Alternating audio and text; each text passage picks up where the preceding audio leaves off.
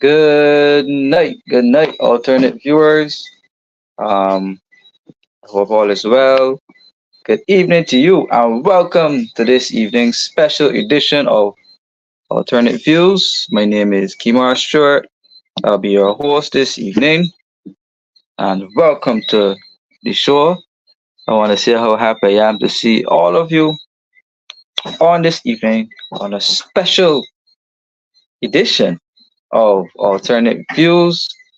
Uh, Today we'll be having RASHEED GRIFFITH, economist from the Caribbean Progress Studies Institute, and Mr. Griffith will be joining us in a short while.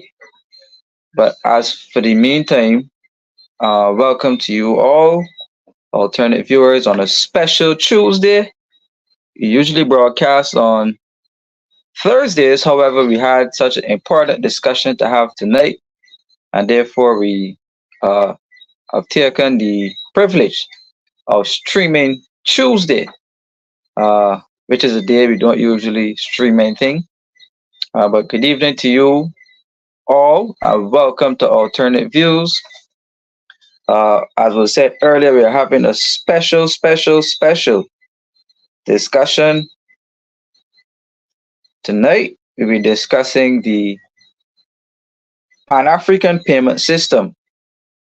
And remember, recently we had the governor of the Central Bank of Barbados going to the Bahamas to the African Exim Bank.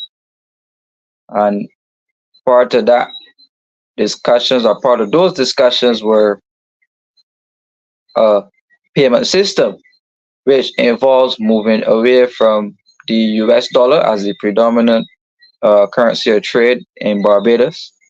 And the governor is urging all players to pay attention. Not only the governor, but we had the Minister of Economic Affairs of Barbados, Mr. Chad Blackman. Mr. Blackman was saying, urging persons to get on board.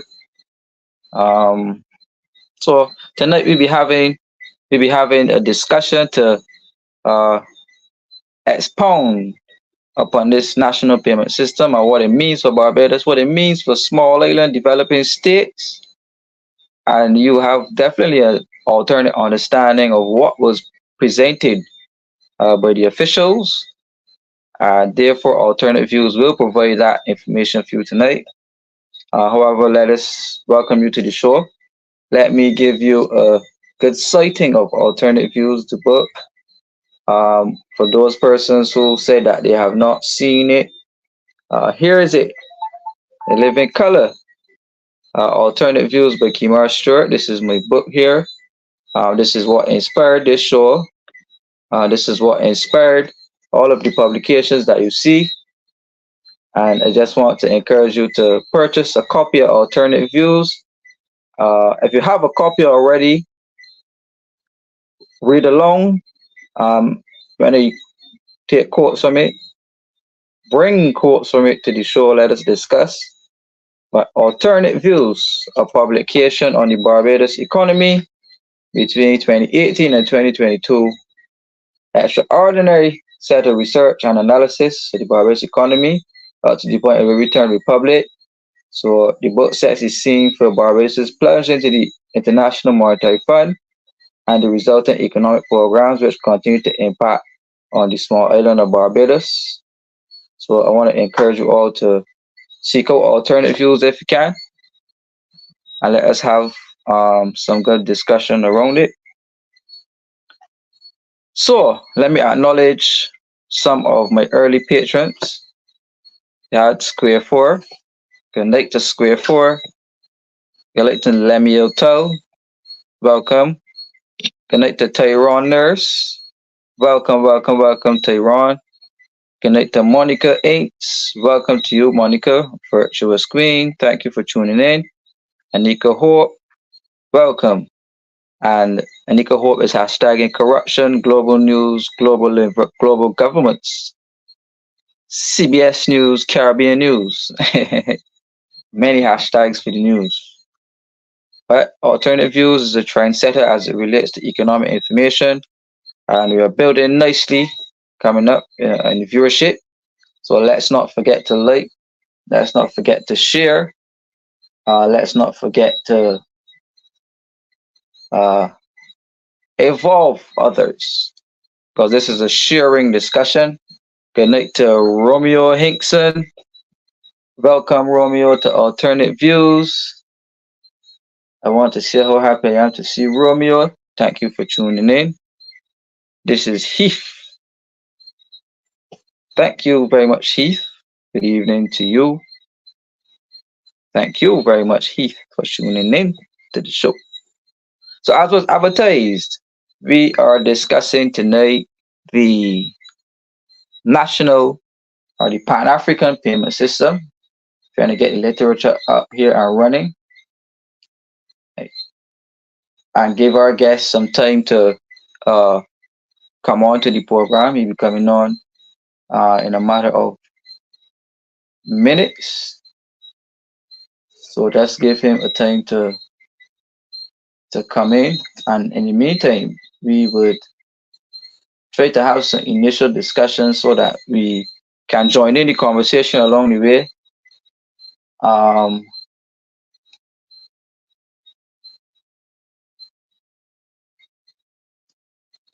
Right. So the Pan-African payment system, right? What essentially is this Pan-African payment system that is being discussed widely? We are sure to get into that. I'm trying to get the literature up here on our devices so that we can quote directly. But let me give a shout out to all of the economists online, economists both local, regional, and international economists, colleagues that I do work with, colleagues of colleagues. We want to give a shout out to the Caribbean Progress Studies Institute. The executive director is on this evening, and he'll be the one, Mr. Griffith, discussing this system at length with us. Yeah, ADG, welcome to the show. Thank you very much for tuning in. Guys, don't forget to like. This is not our usual streaming time, but nevertheless, we want to get some good numbers up. So don't forget to share widely, share on Facebook, share on YouTube, share on WhatsApp, share as widely as possible, because this is a very important show. This show discusses what happens in Barbados and the announcement that the government of Barbados will be moving away from the US dollar as a predominant dollar trade. So it says here that the Pan-African payment settlement system is being piloted in the Bahamas and in Barbados. The Bahamas and in Barbados. And the executive vice president of the African Export Import Bank, or the Afrexim Bank, said at a panel discussion on a panel annual meeting for the bank, which was held at Bahamar in the Bahamas. And it is really meant to reduce the need for foreign currency for international credit. So, in layman terms, it's basically the need to reduce Barbados's need to earn foreign exchange,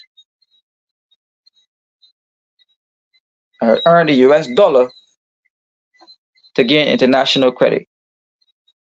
Right? That is what the vice president of the bank is saying. So they say that we can use our own currencies to trade, he said, and if there happens to be an arbitrage, then that can be settled in a third currency. But Africa and the Caribbean can work together to strengthen their trade ties through finance. And John Roll, who's the governor of the Central Bank of the Bahamas, also said that this pilot has been launched in Barbados and the Bahamas, and we're trying to get some of the other central banks involved.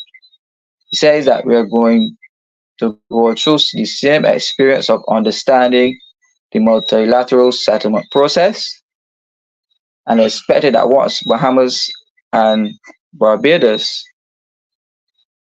um,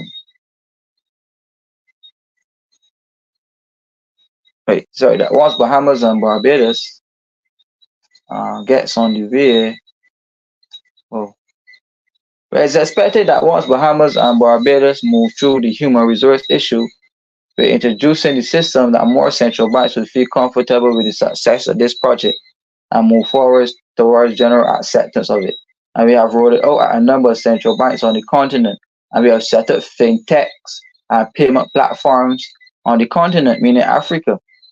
And with instant payment, participants no longer need to convert local currencies into hard currencies, which then entail the funds leaving Africa to be converted before being sent back again to the beneficiary bank, adding days to the transaction time.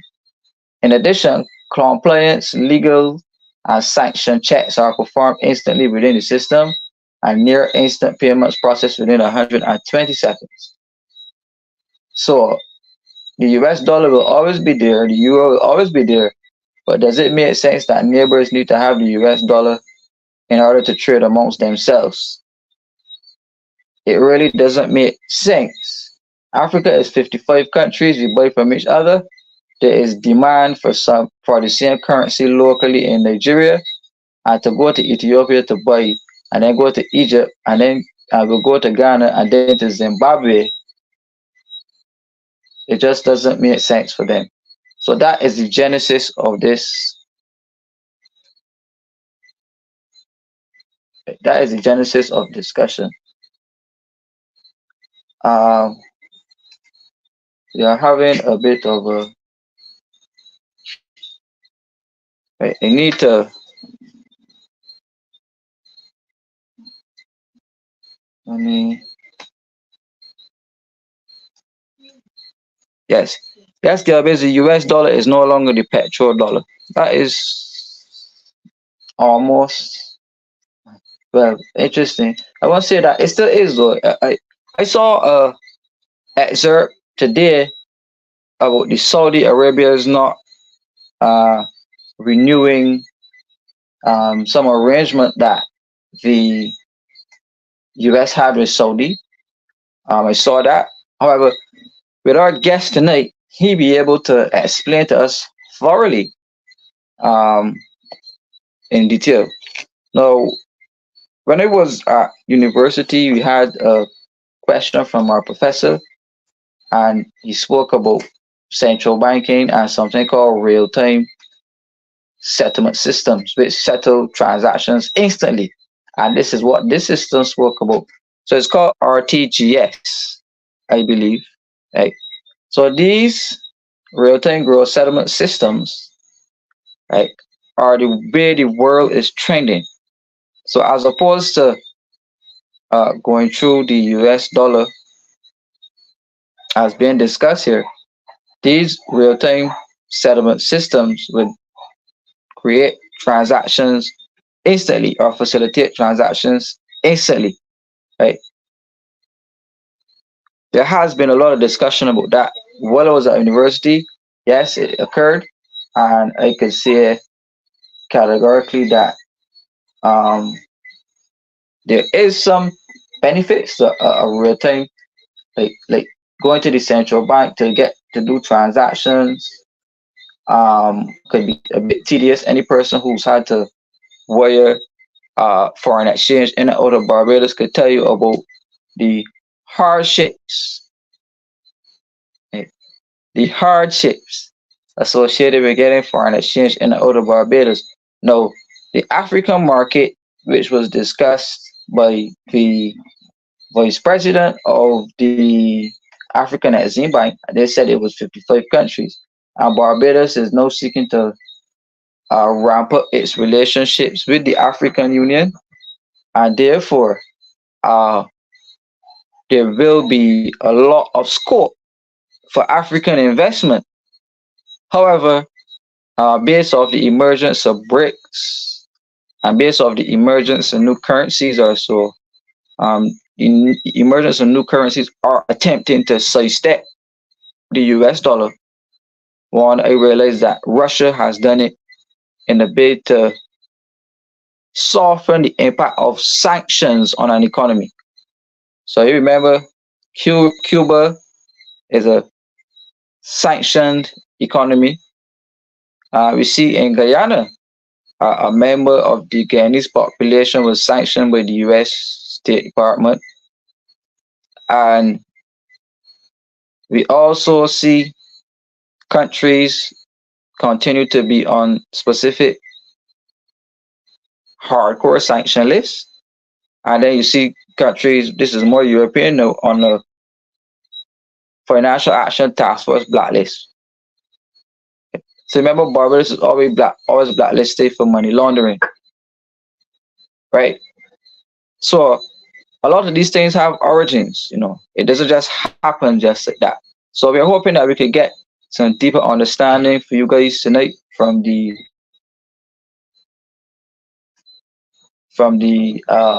guest.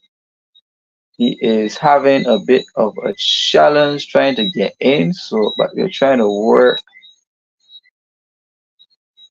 We're trying to work on that. Whoa.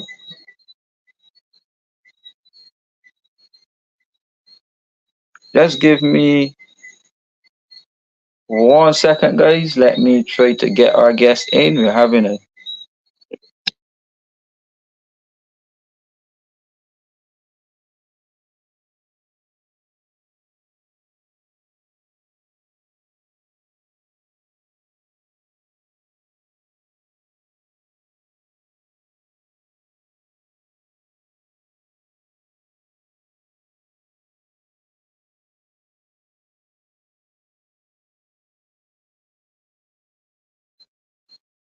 yes. So that should be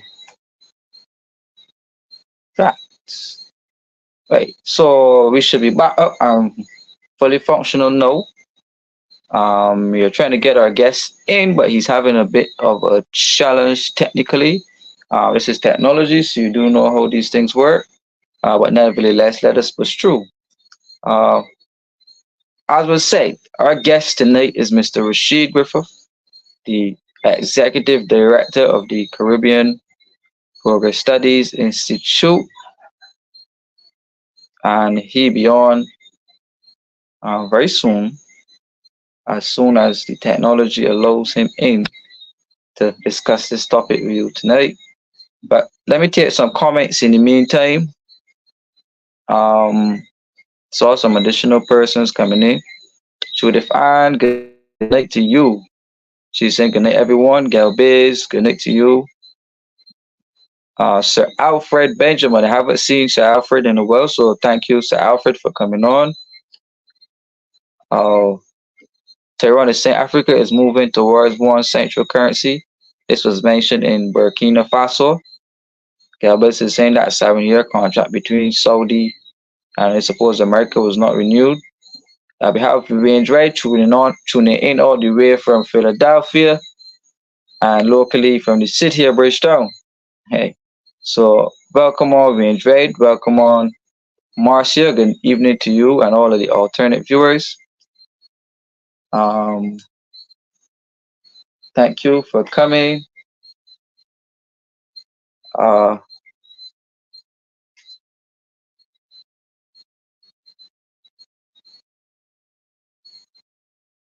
Tyrone is saying, Peter King is saying good afternoon, Barbados. Good afternoon, Kimar. Good afternoon, all members of the coalition of the righteous. Tyrone is saying the US dollar has taken a nosedive. Countries are using their own money. And Square 4 is saying, yes, Kimar, I did some research on what is the African payment system. It leads me to the Africs that seem by waiting to learn more from you and the director of the Caribbean Progress Studies Institute, economist, Mr. RASHEED Griffith.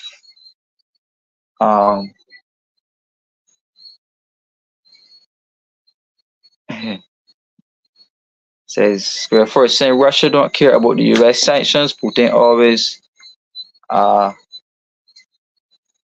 2 and 3 steps ahead of the US and the UN. Very interesting.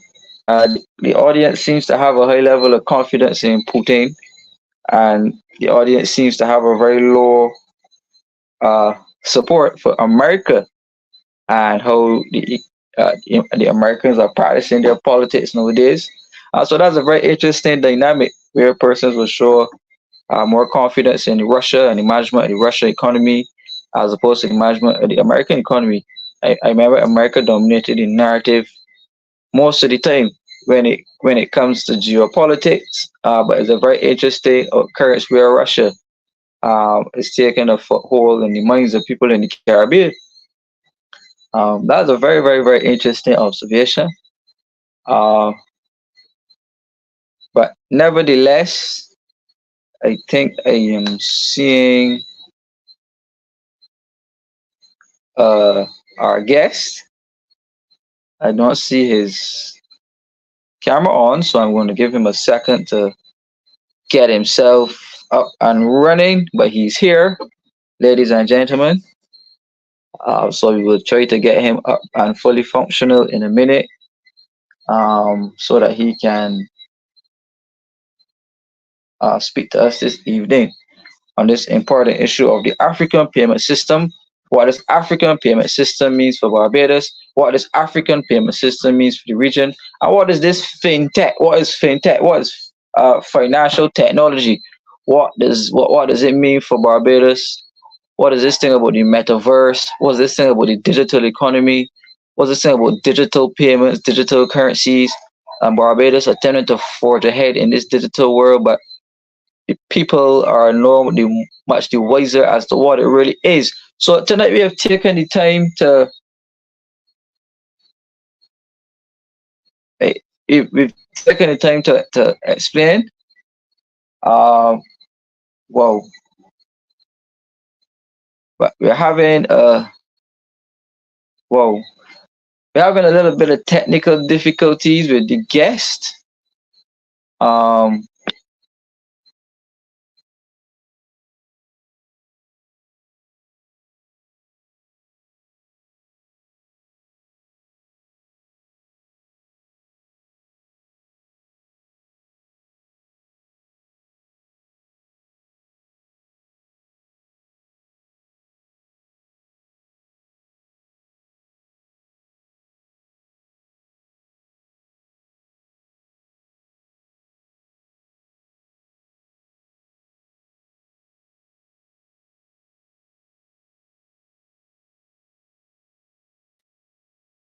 Yes, we're having some challenges trying to get our guest in.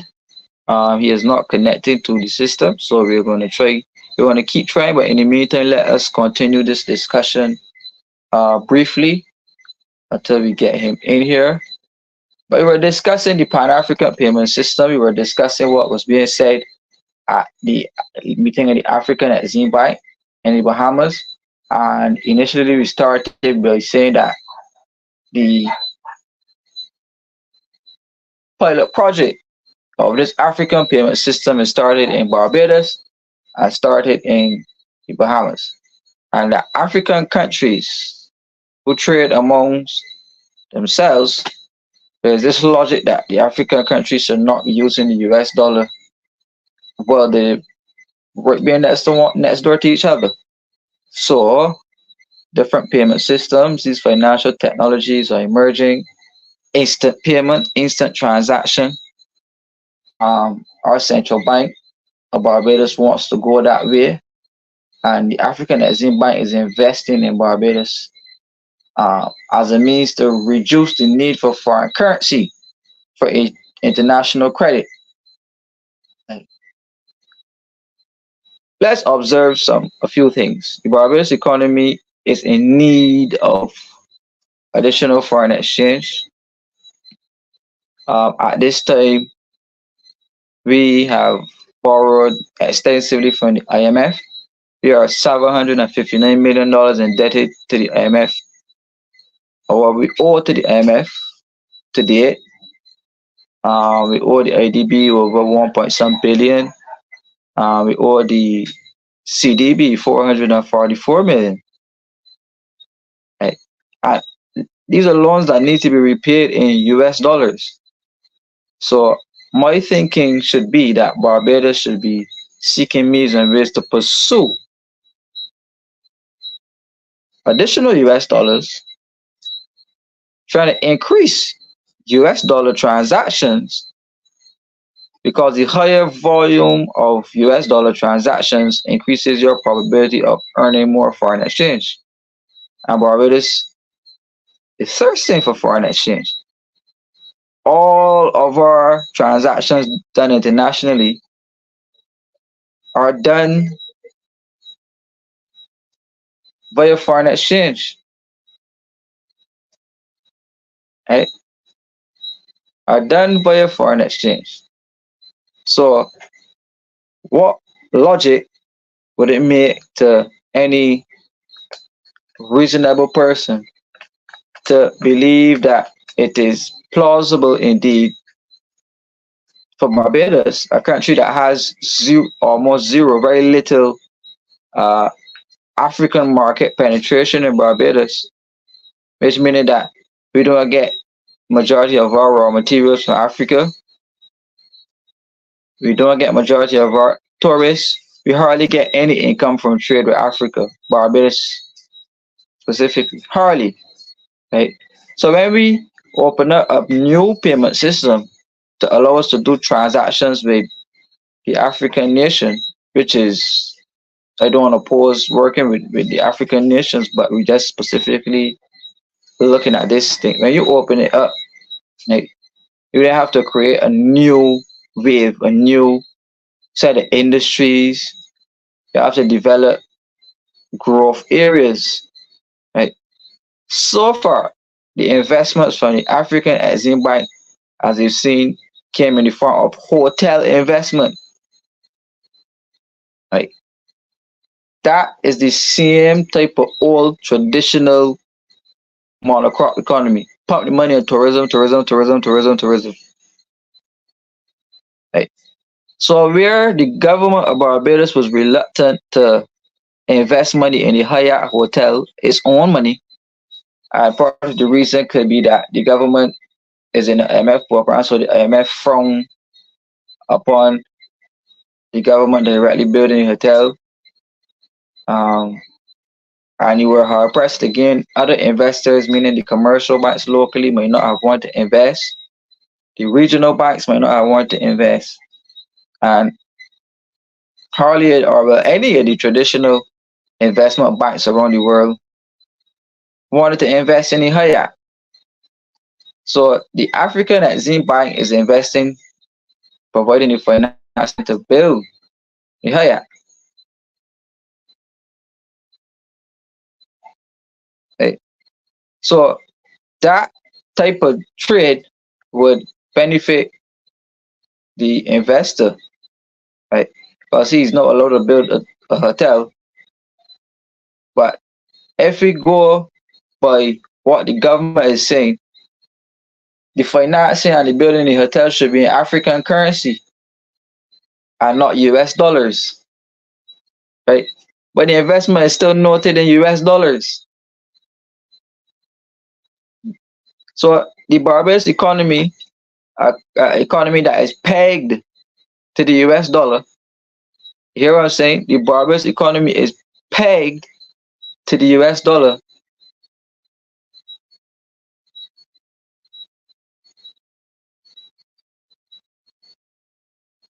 Right?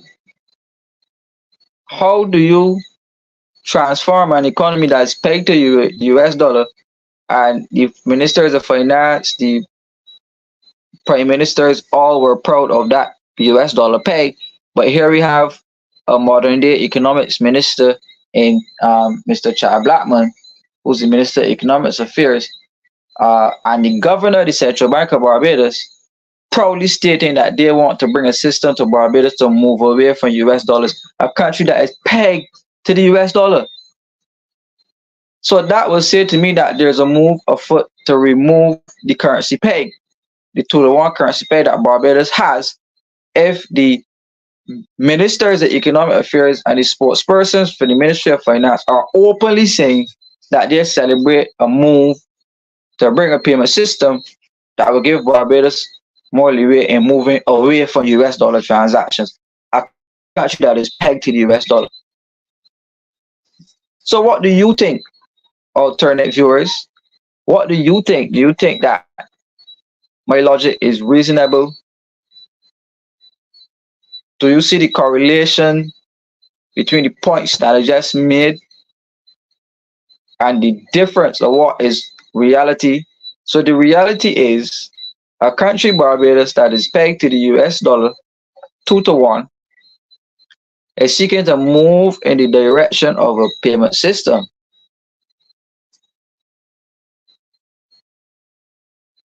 that will see the country require less foreign currency for transactions. That is a contradictory set of economic philosophies. So therefore it needs clarity, therefore it needs understanding. We're having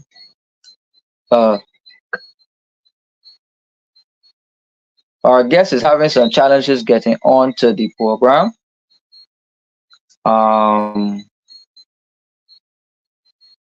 So let us work a way around that occurrence.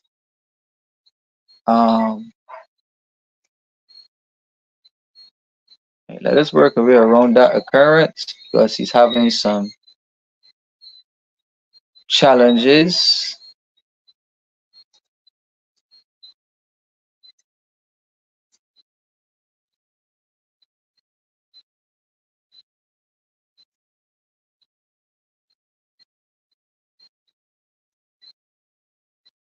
Yes.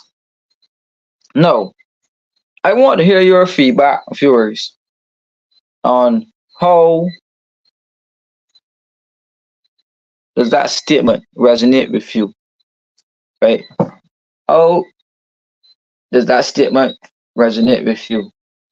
That Barbados will be seeking to do less for our currency transactions. A country that since 2018 was borrowing foreign debt at a rapid rate, and US debt, not African debt, not Chinese debt, because the Chinese lend you in US money as well. Right? So if the Chinese are also lending us money in US, help me to understand as an onlooker,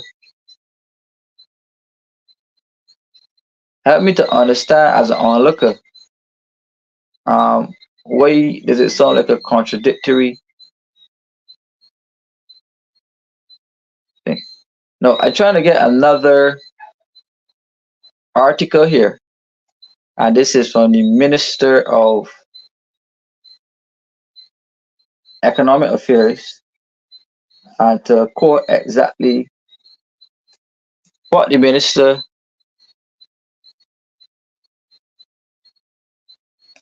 of Economic Affairs of Barbados is saying. Right?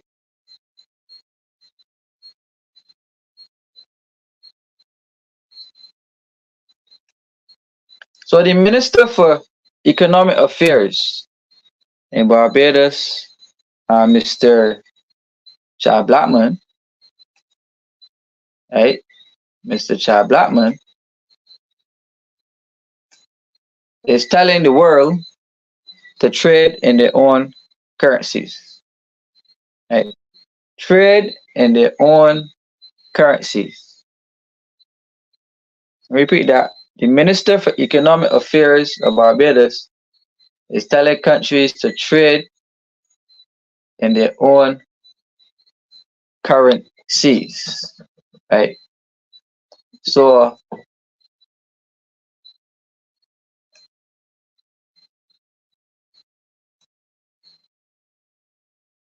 let me quote him here directly. Right?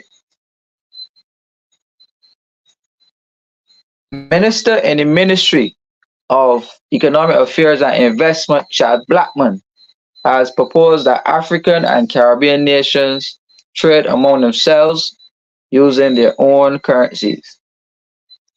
This could prepare the region for the possibility of the US dollar and the euro losing their dominance in another 10 to 15 years, he told an African Caribbean business forum in Nassau, Bahamas. His call comes amid plans by CARICOM nations to pilot a payment system for intra-regional trade using each other's currencies instead of the US dollar. Modeled after a scheme among 10 central banks in Africa that is spearheaded by the African Exim Bank. For it says that for a long time we've held the view that in order for us to trade, we must trade only in US dollars and on the euro or in the pound, British pound.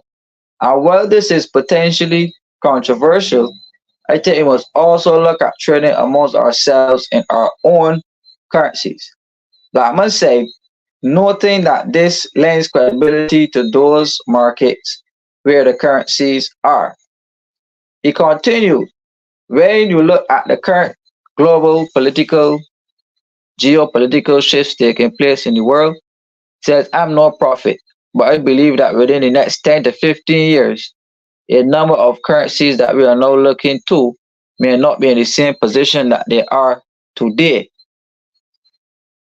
And Minister Chad Blackman made the comments at the panel discussion on managing macroeconomic crisis, some lessons from Africa and the Caribbean on the opening day of the 31st African Exim Bank annual meetings being held for the first time in the Caribbean at the Bahamar in the Bahamas.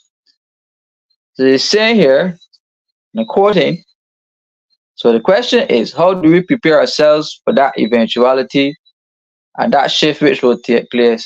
And the fact is, a lot of our currencies are pegged to the dollar.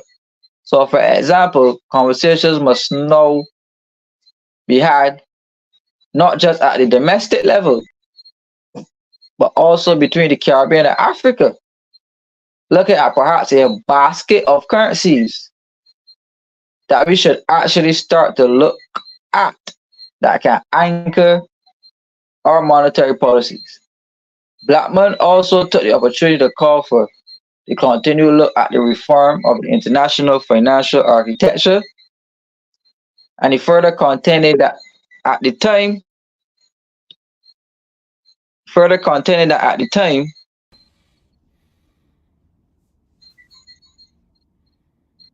well, yes, it is, I guess. Right, so I'm just going to finish read this quickly, and then we're going to. Right, my voice is echoing. Let me try to mute your mic. Right, thank you.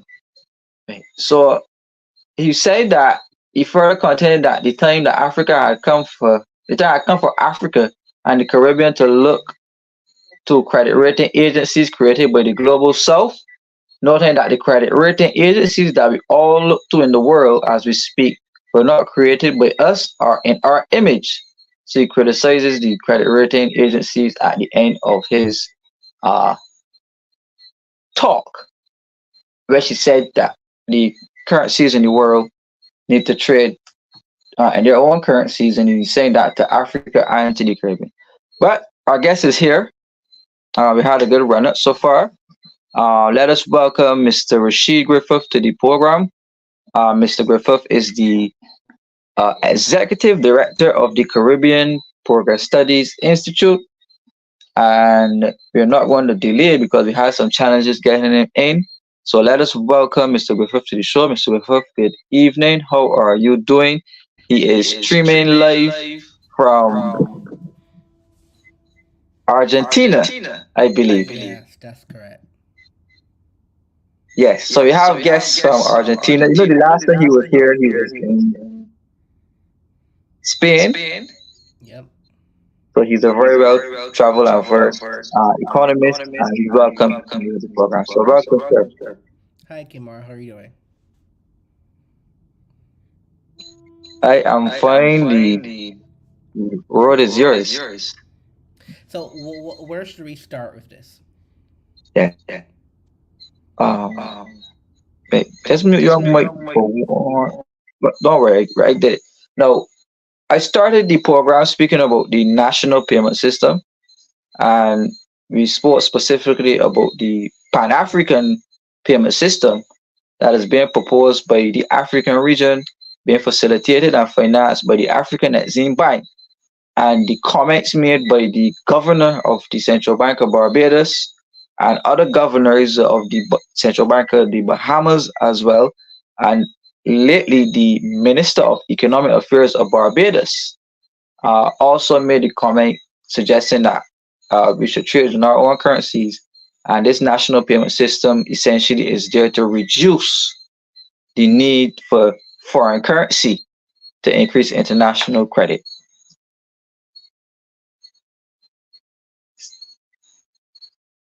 So we could start there in terms of initial discussion. So over to you. Okay, before I begin, do you have a specific question you want to start, or should I just kind of give my view on what's happening? Yeah, but we could give general views. Okay.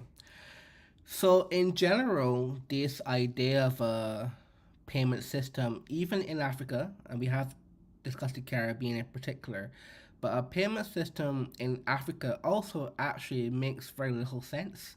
I think one has to take a step back or a few steps back to ask why did the African countries want to do a payment system themselves? And that's a very valid question, and people tend to not realize it. So it's very easy to say, as I think I heard you read in the introduction a little bit there, that, well, these like European or North American countries are doing things in their vested interests, and therefore we meaning the developing world, we meaning the like African, Caribbean, emerging economies are not properly represented in the structural ideas that these North American or Western European countries have of how economics or financial work. That's a pretty general view. It's not true, however. It's easy to think it's true, but it's definitely not true. And one has to wonder, okay, why then does the African countries want to do the thing? Now, it's very important to remember that African countries do not have good currencies. Actually, often have very poor currencies. Poor meaning high inflation, bad exchange rates, bad monetary fundamentals, so on and so on. For example, one of the main propagators of the PAS or PAPS, the Pan African Payment and Settlement System, PAPS, I will call it going forward, is, for example, like central banks of Nigeria. Now, the Nigerian currency is quite poor, to put it mildly. The exchange rate now is like 1 USD, so like 1500 naira, Nigerian naira. Inflation rate is going up. It's like, over 100%, so on. It's very bad currency. And for them to have good trade, they would probably want to not use the USD because it's very hard for them to get USD because it has such a terrible currency. No one in Nigeria wants to use this currency. It's like Ghanaian money essentially. No one in Ghana wants to use Ghanaian money. No one in Nigeria wants to use Nigerian money. Or no one in Argentina, where I am now, really wants to use Argentine money. Or Venezuela, no one actually really wants to use Venezuelan peso either. So that's Nigeria. Now you have issues like, for example, like Cairo. Cairo has similarly bad money. Ethiopia, another big member of PAPS, has a pretty bad money. Um, if you go to Ethiopia, I've been to Ethiopia, you talk to people who use Ethiopian money, no one wants to use it. They all want to use US currency, but the government has very hard capital controls on the Ethiopian bear, BIR, is named the currency, and they force people to use it, even though they don't want to use it. So that is the context to which the PAP system is coming into play. The African Export Import Bank, or AFRIX, you know, lots of ways to pronounce that. Let's say the African Export Import Bank. Then plus the African Union, the AU, plus the Center for African Free Trade, that's the African Center for Free Trade Agreements. They have this idea that, well, we have all these terrible currencies, that no one in our population actually wants to use, how do we force them to use it? And one way of thinking about that is, well, how about propagate the idea that, well, we don't need to use USD, we can use our each of our own terrible currencies and trade those amongst each other because we separately have terrible currencies and want to avoid using USD because it's hard for us to get it. That is the context to which we're thinking about PAPs. Now, when you extend that to Caribbean, well, you can see a very clear parallel here. You have some Caribbean countries that don't have very good currency and people want to get out of very fast. Guyana, Trinidad, Jamaica, so on. Barbados has a very stable currency for now, but it's the same kind of mentality where it's like, well, if we don't use USD, this is some kind of way to avoid foreign exchange utilization. Again, a very odd framing, which we could get into later. But that's the context. These are terrible currencies that no one wants to use. It makes it difficult for the governments themselves to do fiscal policy because no one wants to use the currency. So they invent this very large, complex scheme to try to, I guess, nudge companies to use the local currency even though they don't want to use it. So one of the important things to think about is that when you look at the reporting or the press releases from the PAPS commission, they don't ever mention like volume or use volume because it's very little volume because they don't actually want to mention it. Bahamas, for example, has like, its new payment system that they're always saying, "Oh, it's so nice, it's so great." It's like $3 million. That's nothing in that system. So one good catch to see how useless this is to really never mention payment volume in the entire PAP system. So I'll stop there as a good introduction, and we can get into a conversation. Yeah, well, that's a very interesting place to start. That the volume of the currencies, meaning that they're not very large currencies, more than likely only the persons within the country trade them, so they have no capacity outside of the borders of the country, and therefore having No, no. not that. That's true, but that's not the main point I'm making. The main point was the volume of payment processing by the PAP system is very low, and is likely going to be very low, because other countries do not want your bad currency. They have their own bad currency. They want USD. Right? If you're in Nigeria and you're in Ethiopia, you're a trade to Nigeria. You don't want Nigerian naira if you're in Ethiopia. And if you're in Nigeria, you don't want Ethiopian birr. But this system is going to pretend like you do. Where in reality, what you both want is actual money, like USD or euros. So this is a way to avoid that system. But because companies don't actually want each other's bad currency, people will not really use this PAP system. So I'm saying because you can probably guess that the PAP system, the payment system, isn't actually well used, is because they actually do not report the use volume of the PAP system. They never report the actual volume. They always say it's so good, it's so good. They never tell you how many people actually use it because I think people don't use it at all. But we're having some things here with your audio, so let's ensure that everything. I'm hearing you fine, but there's a few persons on the live saying that they're not hearing well. So we're just trying to get that problem rectified. So let us know if you can hear Rashid. Let us know if you can hear me. So we get that problem cleaned up and let us move forward. So just signal in the comments. And let us move forward. Right. You spoke to uh as you said the amount of people who use this payment system. So as a small country like Barbados, many persons don't understand half of what this could mean. Half of they don't probably don't even understand um, generally what is a payment system, what is used for, and how it will help Barbados if we take on a system like this. So, could you give some understanding, please? So I will say off the bat, I don't think it would help Barbados in any way, but I'll kind of explain why. So, what is a payment system? This is a very technical question that unfortunately people will be usually very confused about. I will attempt to explain what it is, but just keep in mind that it generally is a very technical question to give a full detailed example. But in general, suppose you have cash. So me and Kimar has a book I want to buy, and I would say, and I have a $20 bill.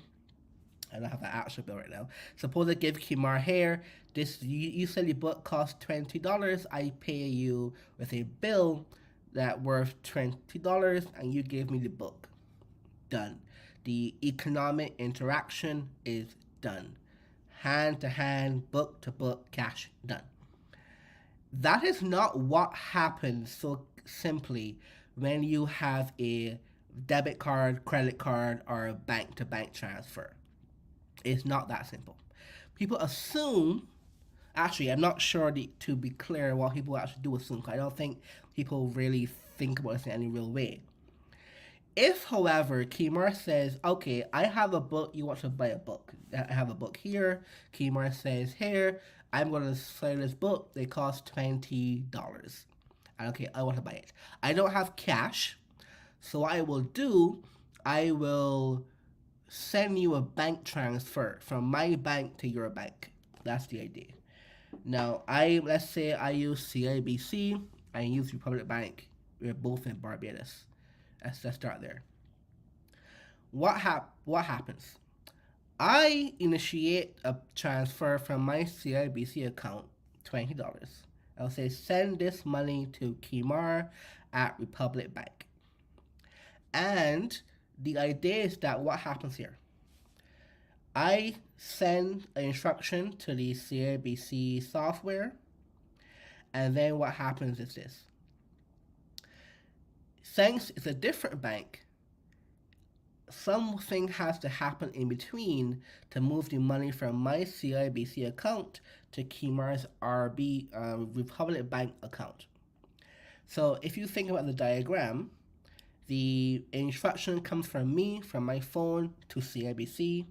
CIBC then sends an instruction to the central bank. The central bank is a Barbados case. The central bank, um, the central bank therefore sends an instruction to Republic Bank to say, okay, there's some information coming from this CIBC account.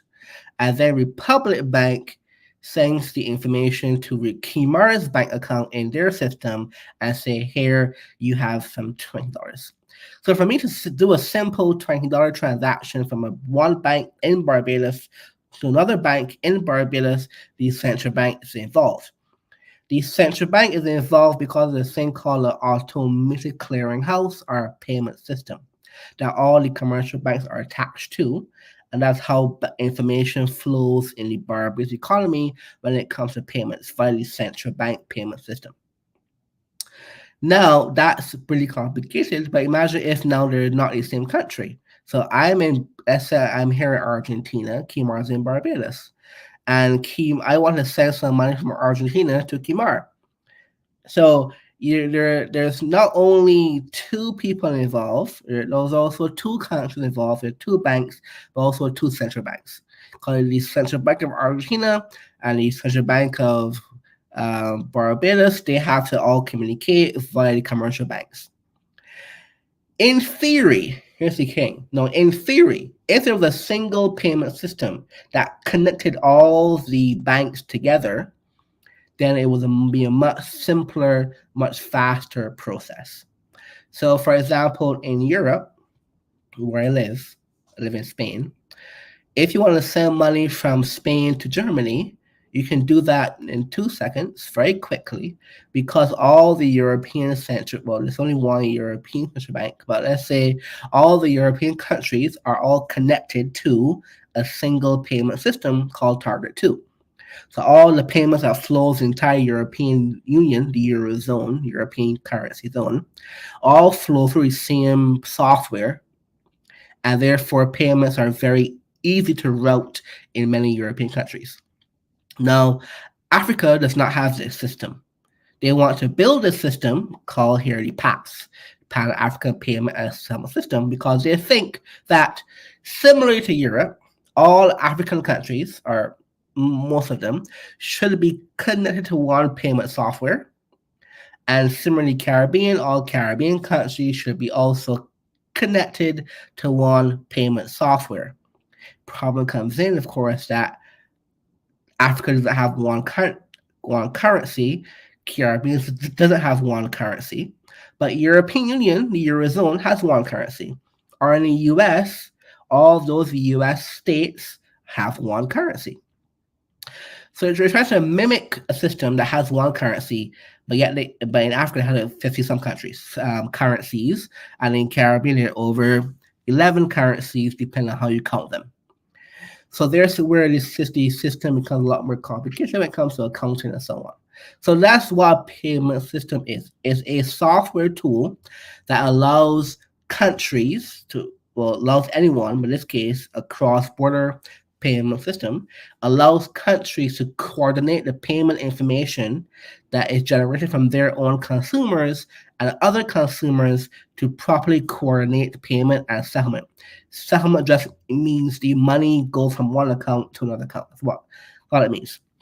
So that's what a payment system is. A software that coordinates information about prices and money to say that the information in this account is also true in this other account. That's all it is.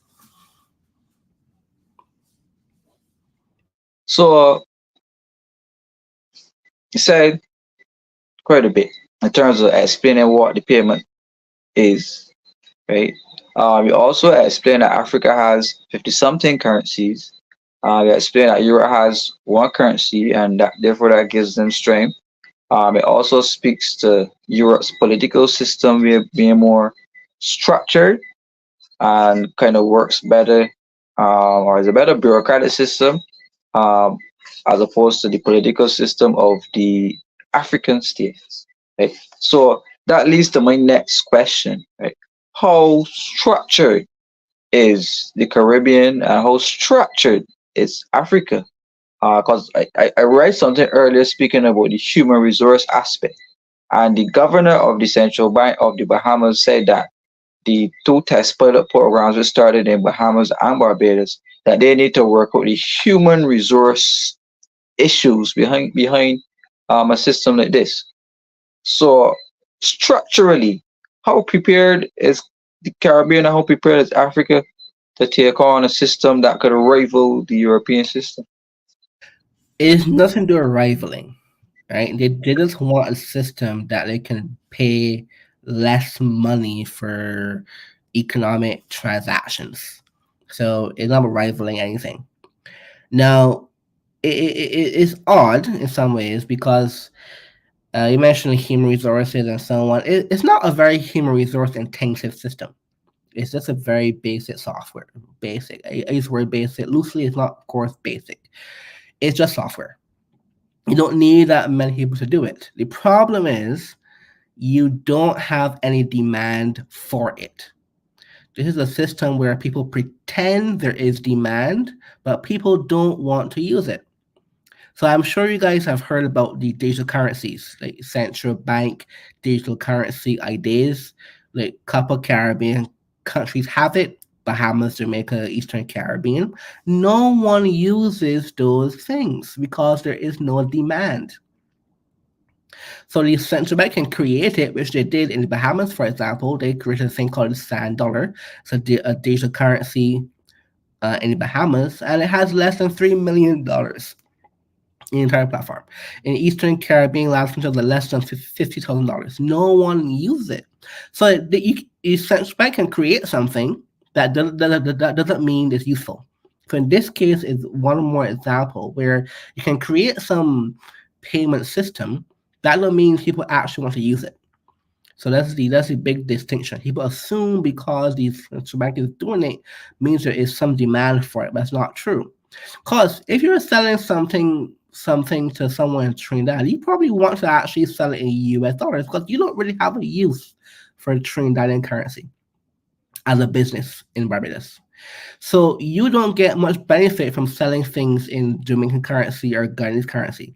Our people in Jamaica, for example, prefer to sell their things in USD because they actually want USD. They don't want Guyanese currency, for example. So it's a matter of the market says X, but the government says Y, and they don't ever meet. So I'm not worried about the human resource issues and these things. The biggest concern is you're doing something that costs money, but no one actually wants it to happen. Well, you said that you said they were very. Can you give some figures, some very low figures? You could give us some figures as to a platform that has substantial usage. Well, so in Europe, right? Because again, Europe is different. Europe is a good example in the sense that the European Union, the Eurozone, or the European Monetary Union, has a single currency, so everyone uses that one currency in the entire system. The U.S., the United States is the best example. People assume, for example, there's only like one U.S. central bank. It's not true. There are 12 central banks in the U.S., not one. There are 12. And the 12 have a coordinating system called the board of the central banks that coordinate things. Because at one point in time, there was more than one currency in the US. And over time, they kind of melded into one currency. And then that one currency became essentially the currency used all throughout the entire system because it's a very big place, right? So that is a one big payment system as well. Brazil has a similar thing called PIX. Brazil is also very big. It's like over 200 million people. And they have a PIX system, a payment system that's well used because it's well designed. Now, if the Caribbean had one currency, there would be bigger motivation to have a single payment system. Of course, my view is that the Caribbean should have one currency, but it should be the US dollar and not some new currency. That's a probably a deeper conversation. So, in reality, when you have small rocks in the ocean that have tiny currencies that are only used in that rock in the ocean, there's very little reward for having some large coordinating function called a new payment system.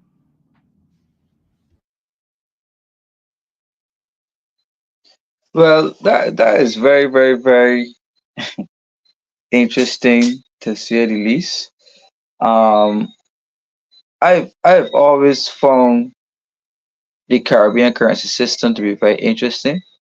But you made a comment earlier about adopting the US dollar as the currency for the Caribbean, right? And we also heard that comment coming from Dr. DeLore, economist as well, who suggested that we should move away from all indigenous currencies of the Caribbean and adopt the US dollar as your currency.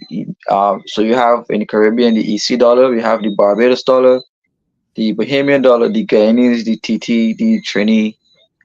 We have some currencies in the Caribbean. So we had a previous discussion, but for now, because we have some a new audience, we get new people every day. Um, that sounds is a radical, like radical economics. Right? So could you give us an understanding of what that will look like? Yeah, it sounds radical till hopefully until I explain it, it will sound very boring. Which is actually better. So if you're in Barbados and Carlton need to buy some groceries to import into the country so you can go to the supermarket to buy your Kellogg's, your cornflakes, whatever. Now, people in Miami, let's say Carlton buys stuff from Miami, which it probably does. People in Miami don't want no Barbados currency. No matter how much we want to pretend they do, they don't want it. And therefore, Carlton needs to use US currency to import goods. Now, it can't force people in the US to use Barbados currency because no one wants to use it. It has no demand outside of Barbados. So then, everything we import into Barbados needs to be paid for in USD. Let's say almost 98% of things have to be paid for in USD because people in the US or people outside Barbados don't want Barbados currency. That's just truth. Therefore, we are already actually very dollarized as a country. We have to have dollars constantly to import goods to use. Now you might say, okay, well, we should probably do more things at home. We might need to grow locally, eat locally. Yeah, you can argue that, but let's say you want to have a farm at your house. The equipment you have to use to farm is not from Barbados. Barbados doesn't have iron ore. You have to import the hoe, you have to import the tractor. At some point in time, most of the things are still going to be USD imports. Okay. Now, when you're selling things in Barbados, from Barbados, let's say you're Mount Gay and you are going to sell your rum to Europe or let's say to the US. You don't want them to give you Barbados currency. First of all, they don't have any. So if they did, they have no Barbados currency in Canada to give you. That's how it is. But you also prefer if they give you USD because you can use that money then to go back and buy other things you need to use as a company. So you want to sell your products also in US dollars. So you have companies that want to sell in USD in Barbados, and then you have people in Barbados that need to use it to buy into Barbados. Now you're also a person, a general person. You as a Kimar, you want to buy some stuff from Amazon, some books, some new econ books to read. Well, of course, you need to use USD to buy the books. So everything you do as a person in the world outside the 166 square mile of Barbados revolves around USD. Also, when the Barbados government wants to go and raise money, borrow a loan or whatever, they can't borrow in Barbados currency because the international markets don't have Barbados currency. They have USD.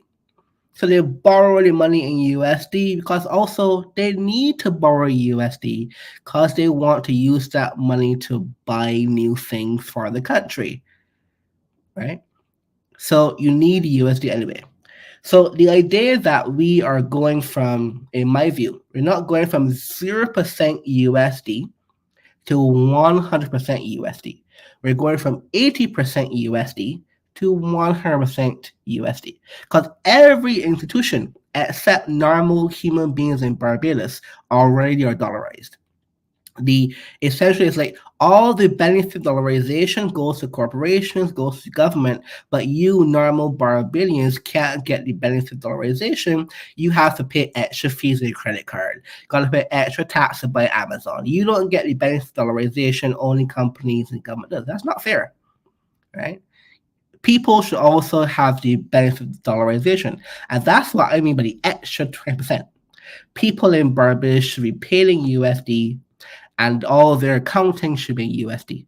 Having a Barbados currency restricts the freedom of people in Barbados to actually consume in the world.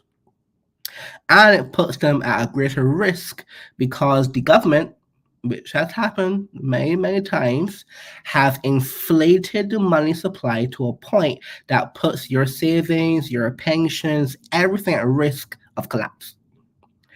Like constantly in Jamaica, constantly in Trinidad. I think Barbadians are a bit lucky because it never really happened in the last 40 years. But, when you look at those INS numbers, it's always on the verge of collapse. So if you had USD, this would be a completely non-issue for you. So there are countries that are not the US that uses US dollar as their own currency. Like Panama has US dollars as their own currency for over 100 years.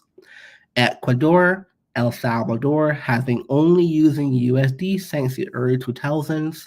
East Timor in Asia, Cambodia in Asia, they all use US currency. So the idea that Caribbean should use US currency is not new.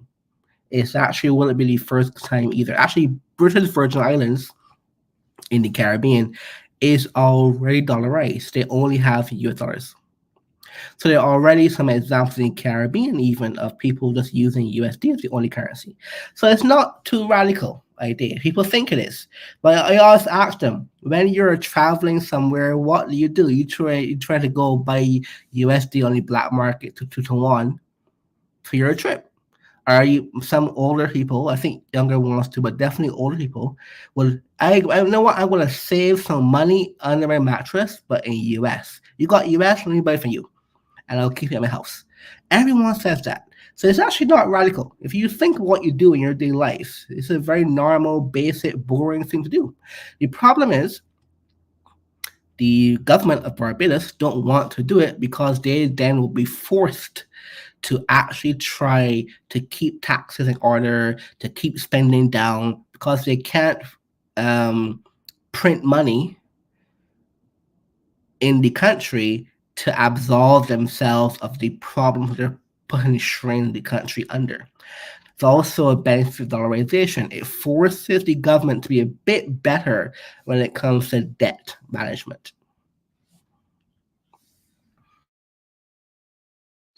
Well, interestingly, that you just took there, um, when it comes to governments and governments managing of small island states like Barbados and through the Caribbean, uh, we practice deficit financing quite a bit in our independence years. And running these large fiscal deficits and along with running these things, and interest payments, and I particularly know with Barbados, a country seeing over $1 billion in interest payments per year and being into IMF program, we could see where fiscal discipline will be necessary.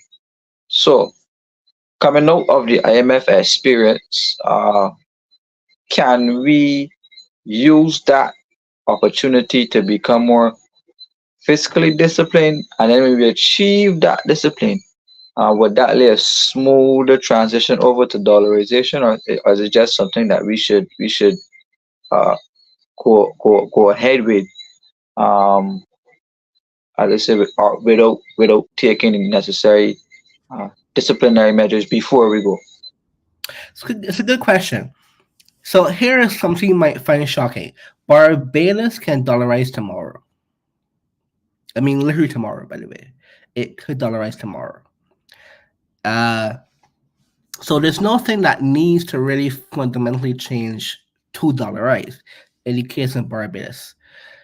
There, let me, in particular Barbados, because you can dollarize 90% of Barbados by one thing, deciding that the central bank, the commercial banks have a target date. They said, okay, on July 1st, 2024, we will divide everything in our system by two. Done. Divided by two. All your bank accounts divided by two. You're done. That's your dollarization there. That's majority of it done. Now, of course, you're going to say, well, you're going to need some cash. You need some cash. There's not that much cash you need. Dr. Warren had did a calculation. You probably need about 300 million US dollars of cash to dollarize all of the cash in the country. And 300 million might sound like a lot, but Barbados has about a billion in reserves. So what you do is call the Federal Reserve in the US and say, hey, print this amount of money and ship to me. Are we done? And you can start redoing the circulation over a few days or a few months. And say, okay, if you have Barbados dollars cash, go to your bank over the next 3 months, hand it in, get USD, we're done. So, but your debit card, credit card will be already dollarized in one day, just divide by two. Banks, done. So it's actually quite easy. Now, you don't need to fix anything in the country to dollarize. This is a very important fact. However, by dollarizing, you would go ahead and force the government to be a bit more fiscally prudent. So dollarization would be a first step to get to fiscal prudence. Will it need to be fiscally prudent before you dollarize? Well, that's a very interesting point. There's a question for you on the screen. Why not the end? Everyone trades with China. So yen is Japanese, yuan is Chinese. So you guess me, why not yuan? Now, the reason why not yuan is that Barbados doesn't need to trade that much with China, in the sense that everything we buy, yes, made in China. But we don't actually buy from China. We buy from the US. So, and people in the US obviously pay in US dollars. But the bigger point of that, of course, is that people that sell from China want to sell in USD. They want the USD also. They don't want RMB or yuan. They have enough of that. So the traders in China, when they sell overseas, they want to sell for USD because they can use that money for other things. Because if they sell for RMB, they also can only buy stuff in China. They want to buy stuff in Europe, in the US, and Latin America, and so on. So the RMB isn't actually globally used; it's only used in China, and the people in China want the USD. But the bigger point is we don't buy directly from China. We buy from the US or other countries in that area, Panama, for example, and therefore we should still use the USD. Here's another question for you here on the screen. Says Mr. Griffith, there are 7,000 islands in the Caribbean. Would it be good to have one currency, the Caribbean, suggesting the Caribbean dollar, but you suggested the US dollar? And would it give us more power, spending power as a region? So this idea of having a Caribbean monetary union. Now, in reality, Caribbean countries don't have that much economic power as a single country or as a group. In this sense, if you are Trinidad, you're going to sell a lot of oil. We're going to sell that oil for US dollars. If you're Barbados and you have a lot of tourism, your tourists are going to come in and they're going to bring and they're going to pay primarily in USD. If you're a Barbados, again, you're not going to buy your supermarket goods from Jamaica because you don't make anything. You got to buy it from USD. If you're in Jamaica and you want to put stuff in the appliances stores, you're not going to get that from Guyana because they don't make anything. You got to buy it from US or some other country outside the Caribbean. So the actual consumption we do in the Caribbean, don't forget this, is not origin from the Caribbean. So although there are a lot of countries in the Caribbean, the actual economic gravity is not in the Caribbean. It's primarily targeted towards the US, somewhat to Europe, but not really. It's primarily to the US. So even though they're numerically a high number, an economic scale is very, very, very, very tiny. So if you had a single Caribbean dollar, you still have to exchange that Caribbean dollar for the USD to do anything outside the Caribbean, which is primarily the economy you consume. So it's a good way of thinking about this, I think, for small countries. The economy, or sorry, the nation, the country, think about you as a Barbadian, Jamaican, the nation is not the economy. The economy is all the big world that you have to maneuver yourself between to actually consume things. The nation is not the economy. So no matter how, if you had one Caribbean currency, it wouldn't make any difference to your consumption of international goods. Right. Someone was asking here, EC dollars is in how many Caribbean countries? There's the Eastern Caribbean Currency Union and the Eastern Caribbean Central Bank. And there are a few countries, I can't remember all, but I could give you some. You have St. Vincent, you have Dominica, you have St. Lucia, and I can't Grenada, remember Antigua, Grenada, yeah. Antigua as well. Right. There are quite a few Caribbean countries. So having the EC dollar, I was at a conference one time and the question was asked to, I think I saw the governor of the Eastern Caribbean Central Bank, and it was the governor of the central bank, and the question was asked, how come Barbados has its own currency and other countries to the Caribbean have the EC dollar? There was a brief history lesson which spoke to the first set of currencies that were in the Caribbean, meaning that Jamaica traded with the pound, the Great British pound at one point. Barbados, before being pegged to the US dollar, traded in the Great Britain pound as well. So these new sovereign currencies are kind of like a new age type of economic practice, right?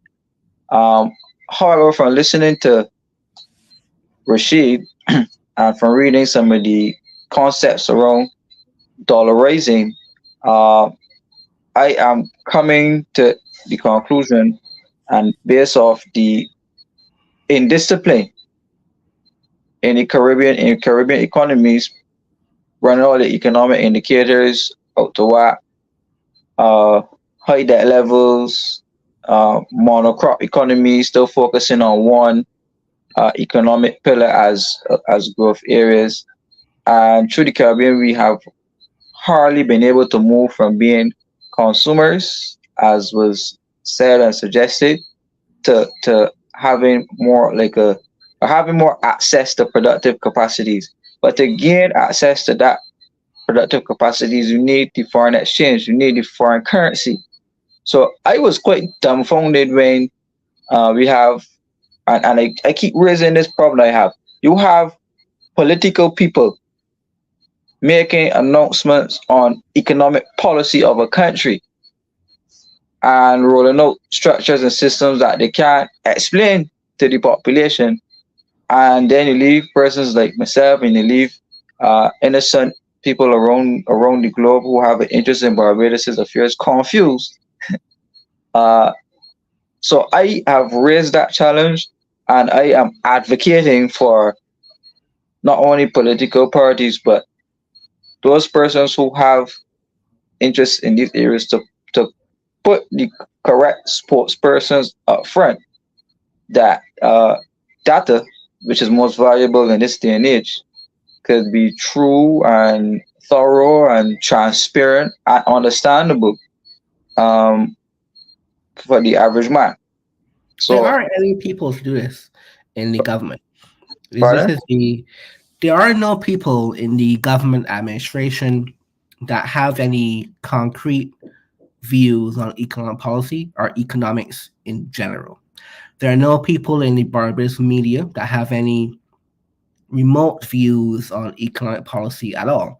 So you have a system where the people that you assume have a good plan have no plan.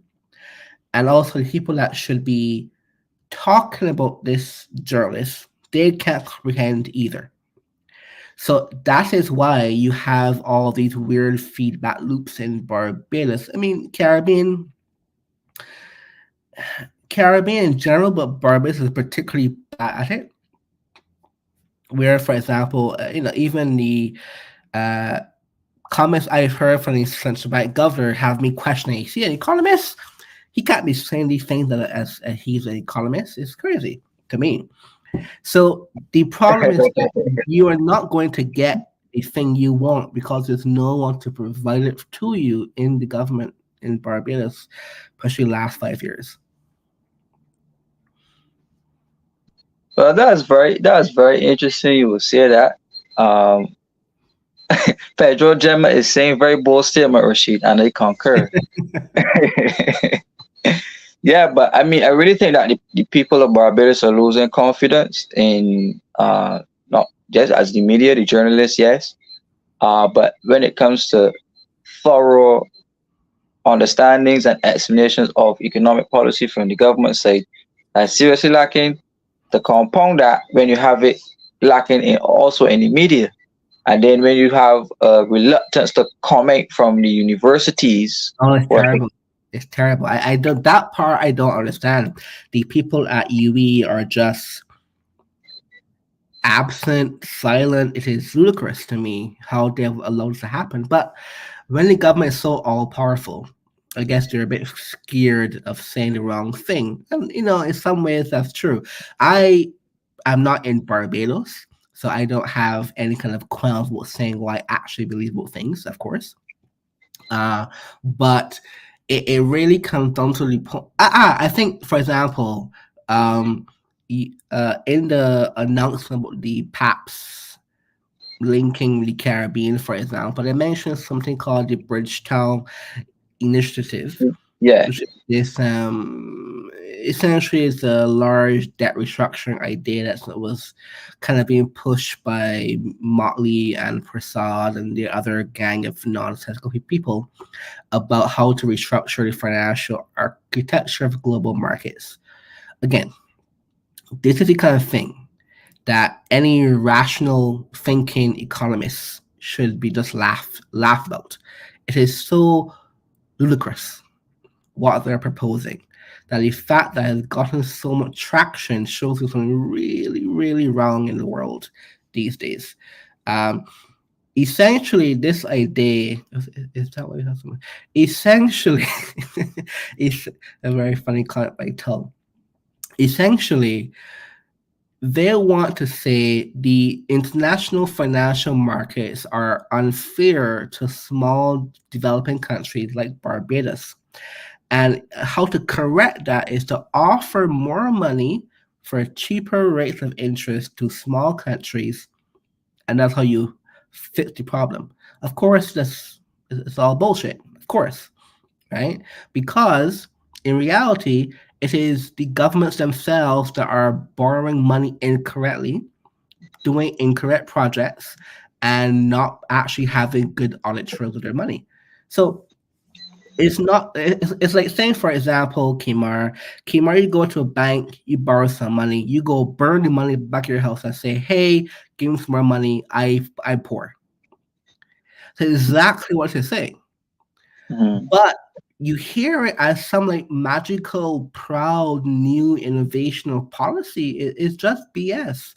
And you don't get the pushback because in my circles, yeah, it's BS. But we know it's BS. The people in the Caribbean, especially in Barbados, are not explained why it is BS. So that is the problem. So these things are allowed to kind of go ahead, go through the country as some people think is some really important thing because the prime minister and the government is talking about it, but it's not true. Well, that is a very interesting position to take. Um, we saw that happening throughout the Caribbean, and I Mhm. know we've had some discussion privately even about the housing policies of the Caribbean. Usually, how you see where like government officials come and announce a big housing project. You know, they're going to feed, not going to feed, they're going to house 5,000 people, 10,000 people. There's hardly ever a costing attached to these things. And it usually throw it out there as a manifesto pledge or a political promise to capture votes. But realistically, one, there's hardly the capacity given the corruption, there's hardly the capacity given the corruption to achieve these housing targets. And Mhm. then on top of that, governments hardly ever finish them because of the corruption. So you have large sums of money being spent. In Barbados, we had $60 million taken from the Housing Credit Fund, which is managed by the Central Bank of Barbados, by the way. Uh, Spending $60 million, and we don't even have 131 houses to show for $60 million that have been spent as a political promise. Like, have you seen that as a chronic problem throughout the Caribbean? Like, so, can you offer us any insight, any hope as to how can governments get away from this irrational, illogical behavior?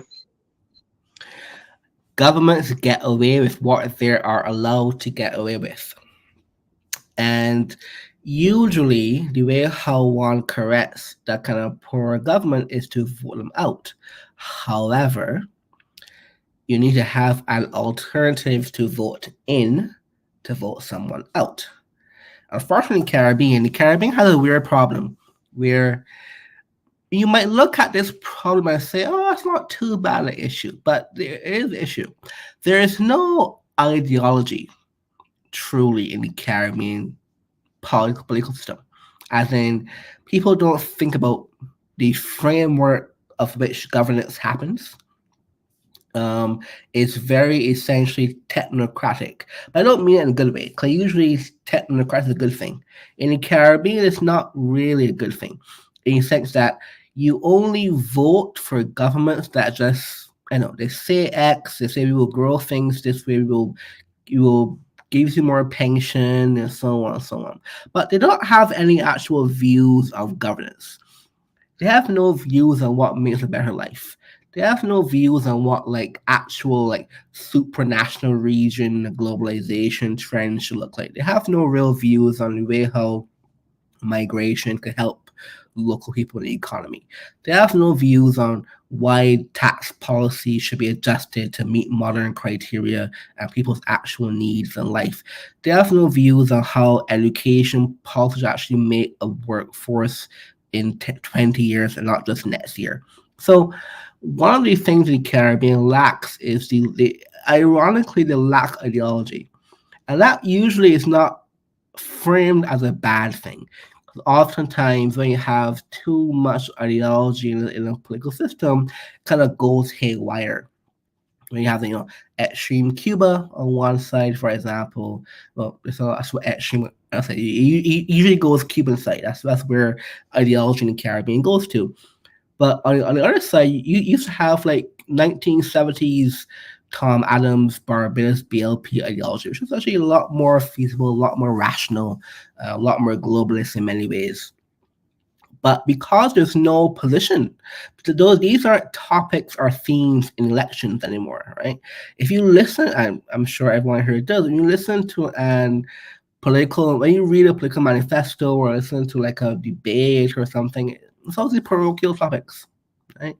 About some particular fund or some particular house being built in this particular neighborhood. Now, because there's no real alternative in a specific Caribbean country of a better way to do governance, no matter who you vote for, will lead to bad government. In Barbados, the last decade of DLP with Stuart, Thompson, um, that was a terrible government. The current government of Barbados is also terrible. They're both bad. I would say this might get me a lot of heat. It's equally bad. And in many ways, that is the result of no actual alternatives in the country. The current orientation of a DLP, well, there is no DLP currently, but essentially, I'm hoping there is one at some point in time, and that party develops a particular governance theory that can then be expounded to the population as they can actually vote for it. Because if they're just going to do the same thing that the current government does, but with different outfits that they wear to parliament, what's the benefit of voting, right? So the Caribbean it's kind of like Germany. It's kind of a weird example, but the Caribbean has got to a point where there is no alternative in governance. There's just different outfits going to parliament as the year goes in and out. So that's kind of the biggest problem. We need to have more ideology in the Caribbean when it comes to politics. This is usually not what anyone says, but I think it's true.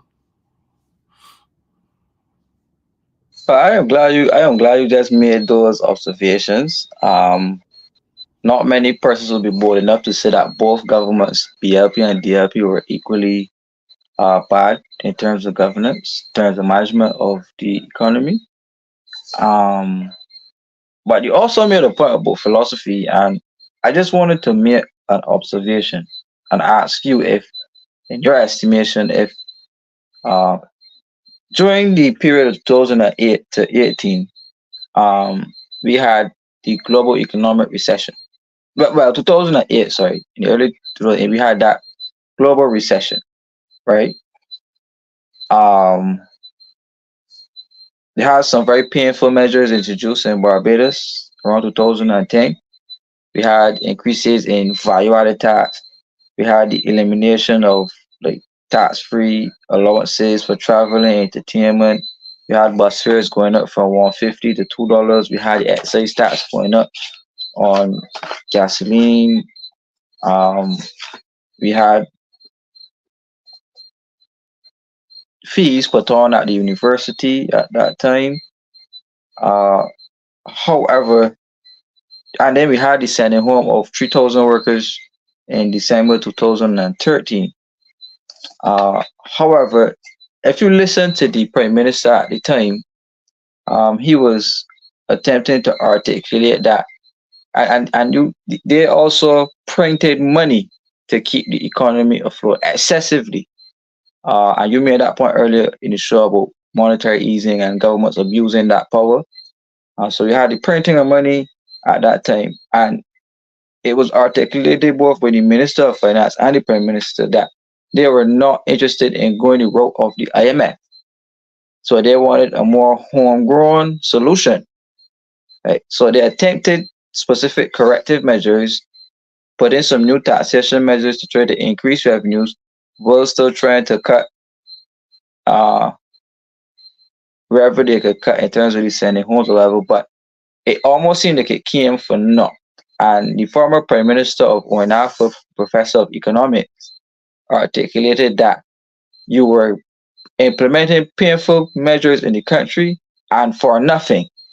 So, as opposed to implementing the painful measures for zero, go to the IMF, while still implementing the measures, and you will still have access to credit, foreign exchange to be able to do what you have to do. The Prime Minister articulated that it was not the party's position to go to the IMF. However, the Barbados Labour Party, when asked if they were going to the IMF, they sidestepped the question. They said they didn't rule it out. And one political party, if I remember, in 2018, clearly said that they were not interested in going to the IMF, but it was not either the two major large scale parties, right? Um, so when it comes to philosophy, I brought it down to my new point, but I wanted to ask you if the positioning of countries in the arms of the International Monetary Fund, if you could see any type of philosophical approach attached to governance by going the roads that the administration just spoke about that they took during those times. The choice of going to the IMF has nothing to do with philosophy of governance in this way. So I can ask this question: why does the country go to the IMF? Basic question. People tend to don't really realize that is the start point of the conversation. Why does the country choose, and it is a choice, choose to go to the IMF? Now, you go to the IMF for one thing and one thing alone, because you ran your country into the ground and you don't have money. That's the only reason to go to the IMF. You ran your country into the ground and you don't have money. You can do that from any philosophical position you want. Okay? You can do that from extreme socialist, extreme autocratic, anything you want to do governance wise. You can run your country into the ground, and therefore you need to borrow money. Now, if you're in a position where you run your country into the ground, we aren't talking about philosophy at that point anymore. We are long past that problem, right?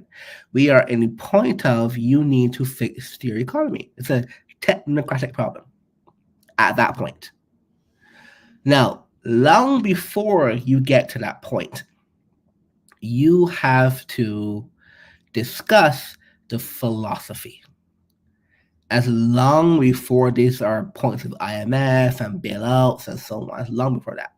Because in my view, that's not only my view, but definitely this is my view. Going to the IMF constantly in itself is not necessarily going to the IMF in itself is not necessarily a bad thing. They're not like boogeymen, right?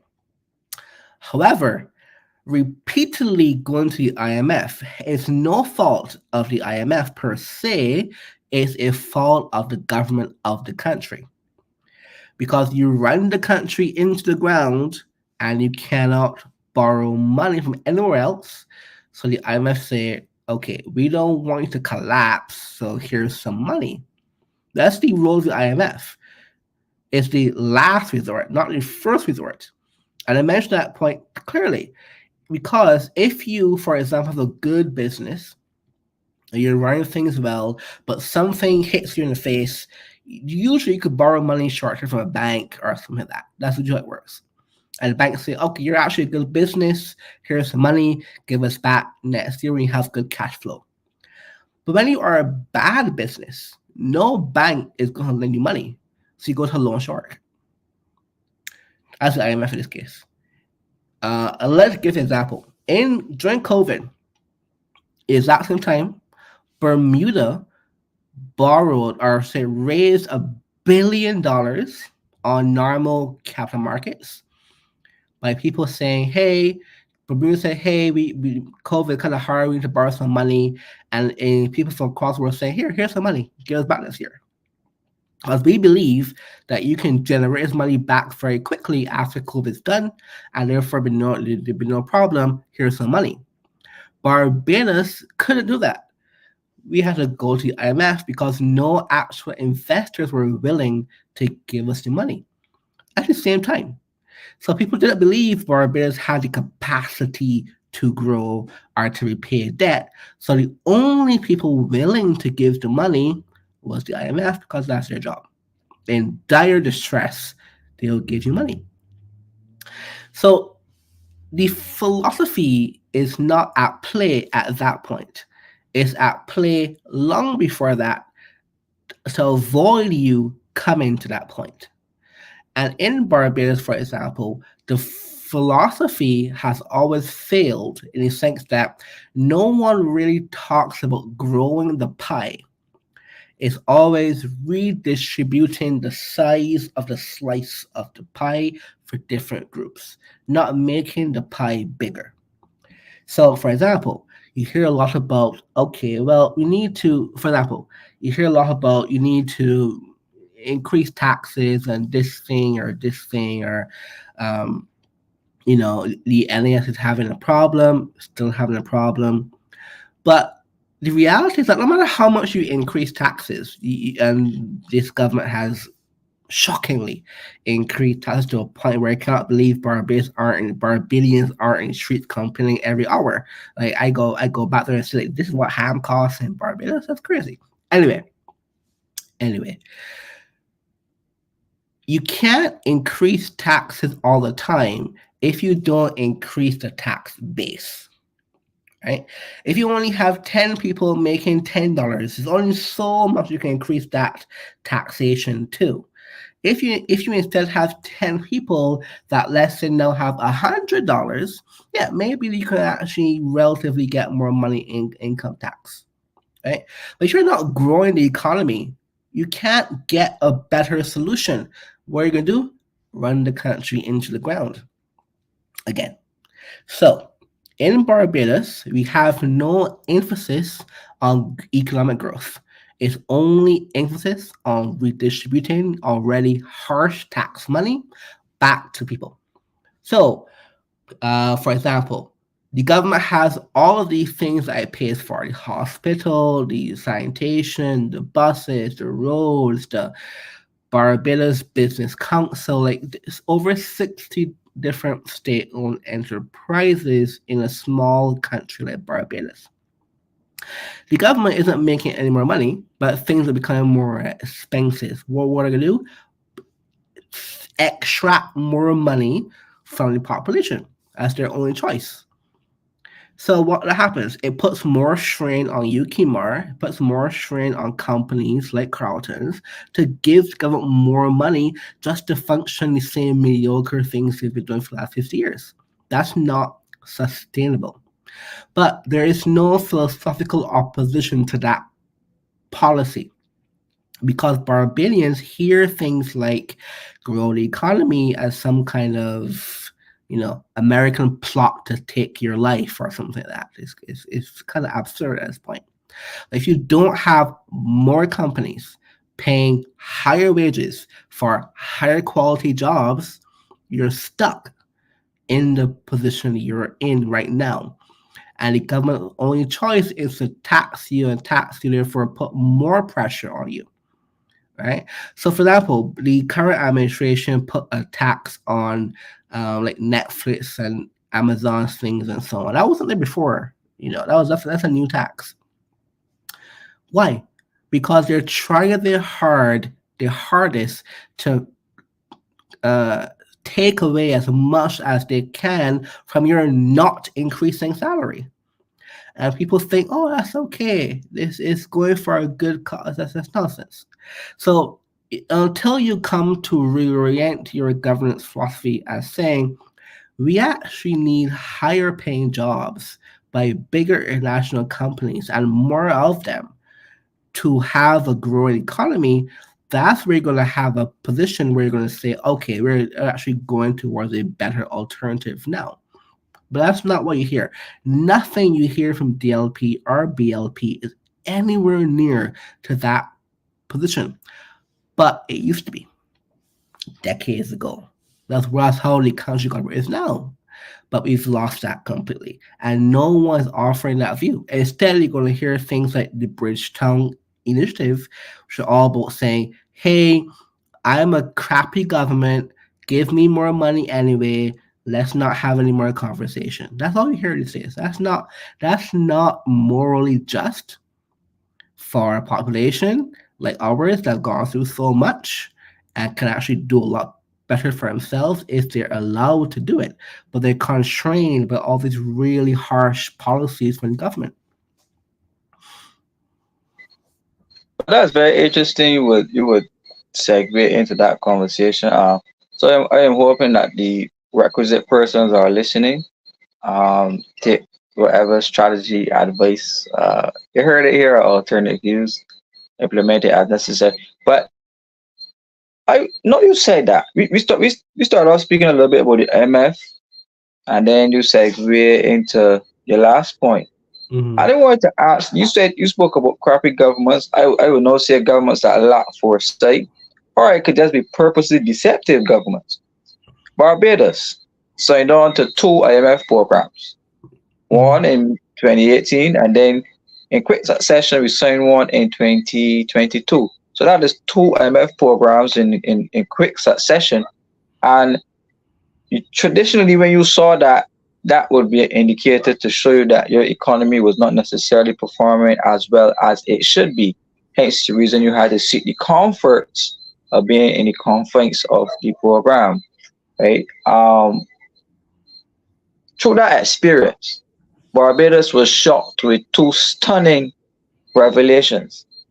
And these two stunning revelations are the fact that there's something called global interest rates and the labor rate, which is impacting these cheap loans that the governor of the Central Bank of Barbados, when he was the senior technical advisor for the government of Barbados on behalf of the IMF, he spoke about 1% loans, 2% loans. We heard the former Minister of Economic Affairs, Marshall Caddo, saying the same thing, 1% loans, 2% loans. We heard the Prime Minister of Barbados speaking about 1% loans, 2% loans. And these 1% loans were a big thing in 2018. Fast forward, we are hearing now the Prime Minister of Barbados at the Congress of the United States crying out for help that the 400% increase in global interest rates has become a damper for the Barbados economy, along with something called surplus charges on the IMF program. Now, how could these two aspects be completely left out of policy discussion as it relates to the IMF and the country? And then later on, a couple of years now, we're being shocked by this news from the government officials. So you care to comment there Well, on that? they're not left out. The things like LIBOR, sulfur rates, they're market contingent rates. So COVID is when, or as a response to the stimulus in the US during COVID, the US Fed increased the rate base of the US, which had a carry on effect to all kinds of global loans. So when the rate in the Federal Reserve essentially kind of overnight rate increased to it's like 5.7% now, that means every other loan based on USD also has to increase the rate as well. That's just all it is. So that, yeah, but I guess you should. It was difficult to predict, of course, before COVID that would be the case. That's fair. But it's not actually that problematic if you have a growing economy. The problem is that Barbados does not have a growing economy, nor does it have a way to grow the economy. This is the basic problem, right? A 5% rate increase is not a huge issue if you actually make money. If you don't make money, it's a big problem. Because all you have is the same fixed pie, like slush around money to go this way or that way. There's no growing the economy. So the problem is that if you don't have more money coming in, when someone increase the bill, you're going to scream for murder. That's the problem. Well, let's look at it from the perspective of interest payments, right? So a 400% increase in interest payments, It's not Barbados, a 400% increase in interest payments.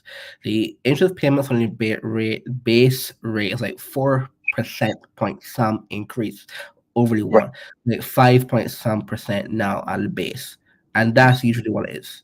right. But when I say 400%, we're looking at it in terms of figures. So you got 1% equal to 100. If you got 2%, that's another 100% increase. Or Then basis right, points, not percentages. right, basis points. Let me just get the terminology correct. A 400% increase in basis points, 400 basis point increase. 400% basis point increase, right, will obviously lead to a higher level of interest payments coming out of a country, particularly Yeah. Barbados, coming out to Barbados. Mhm. So Barbados is seeing $1 billion in interest payments, according to the estimates of 2022, 2023, 2024. $1 billion every year leaves this country. Now, that is $1 billion that could go towards, but you have to borrow, right? You have to borrow, you have to. But we're just looking at the fact that that's a large sum of money that could go towards growing the economy, towards other developments. So, my question here to you would be, what are the disadvantages of having these surplus charges and these conditional spikes? What It's challenges? not a problem. I understand the question. The key point I'm trying to stress right now is the problem isn't the money you have. The problem is making more money. Okay. So suppose, for example, Kimar, you have a mortgage at a bank, and the mortgage is, let's say, $200 per month, and then let's say next 2 years they're going to say, okay, we're going to increase it to $500, $800 per month. Massive, 4 times increase. Okay. Now this is a big problem to you.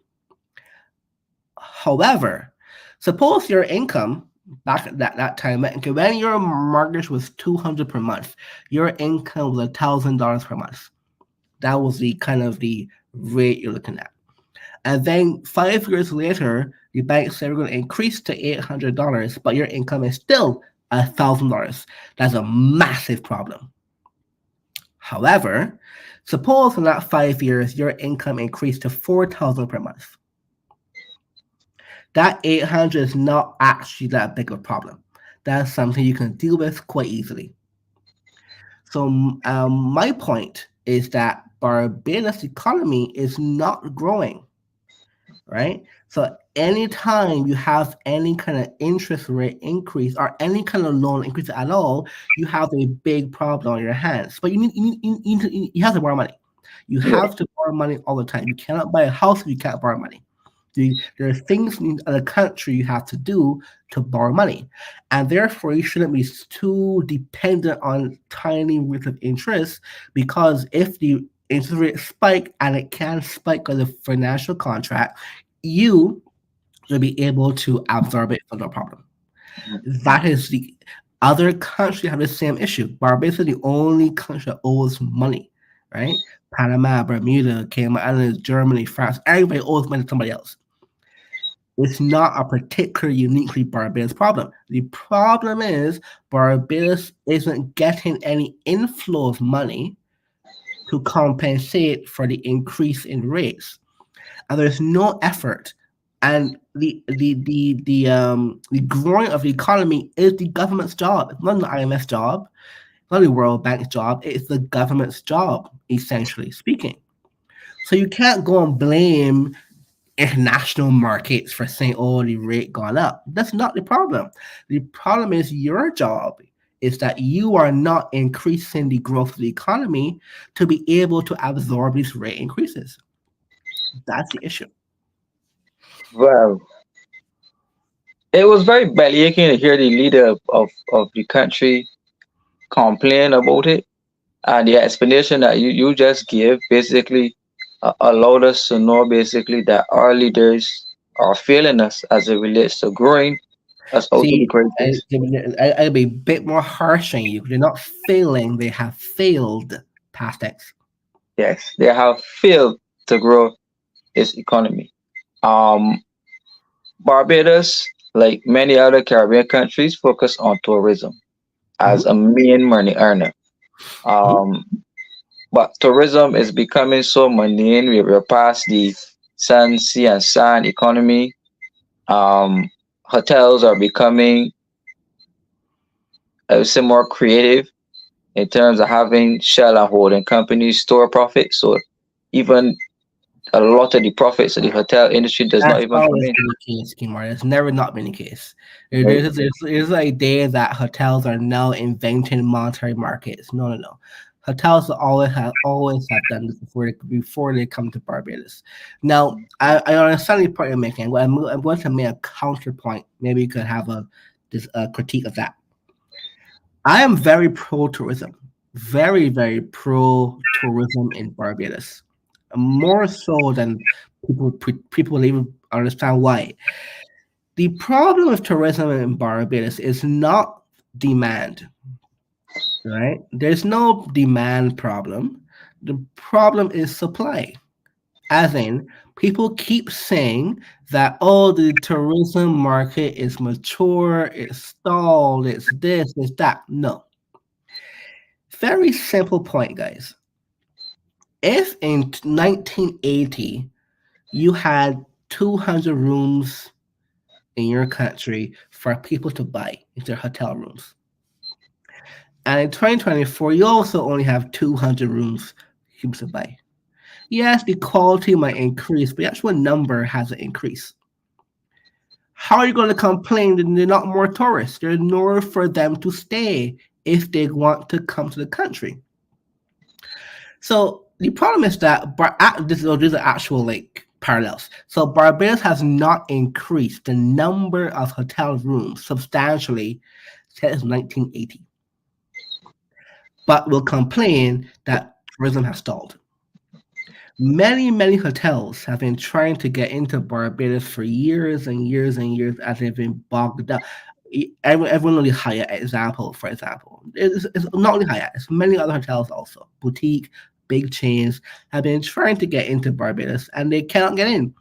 Bad government policy, bureaucracy, corruption, you name it. Okay. So if your supply of rooms isn't increasing, of course, you're not going to have that much increase in tourists. So that's one issue. There are other countries that have not had this problem. So when you look at tourism, it's easy to point to it and say, hey, it's not growing, but the government is the reason why it's not growing. They're not allowing people to actually really do good, new, competitive hotel projects in good rates with good built-in markets to have more tourists come and spend money. Now, there's a lot of talk about cruises and what's not. That's a silly thing to do. Cruises are nonsensical for small countries because they don't offer that much revenue and they cause a lot of damage to the actual marketplace because tons will come in and leave in 3 hours. That's not useful.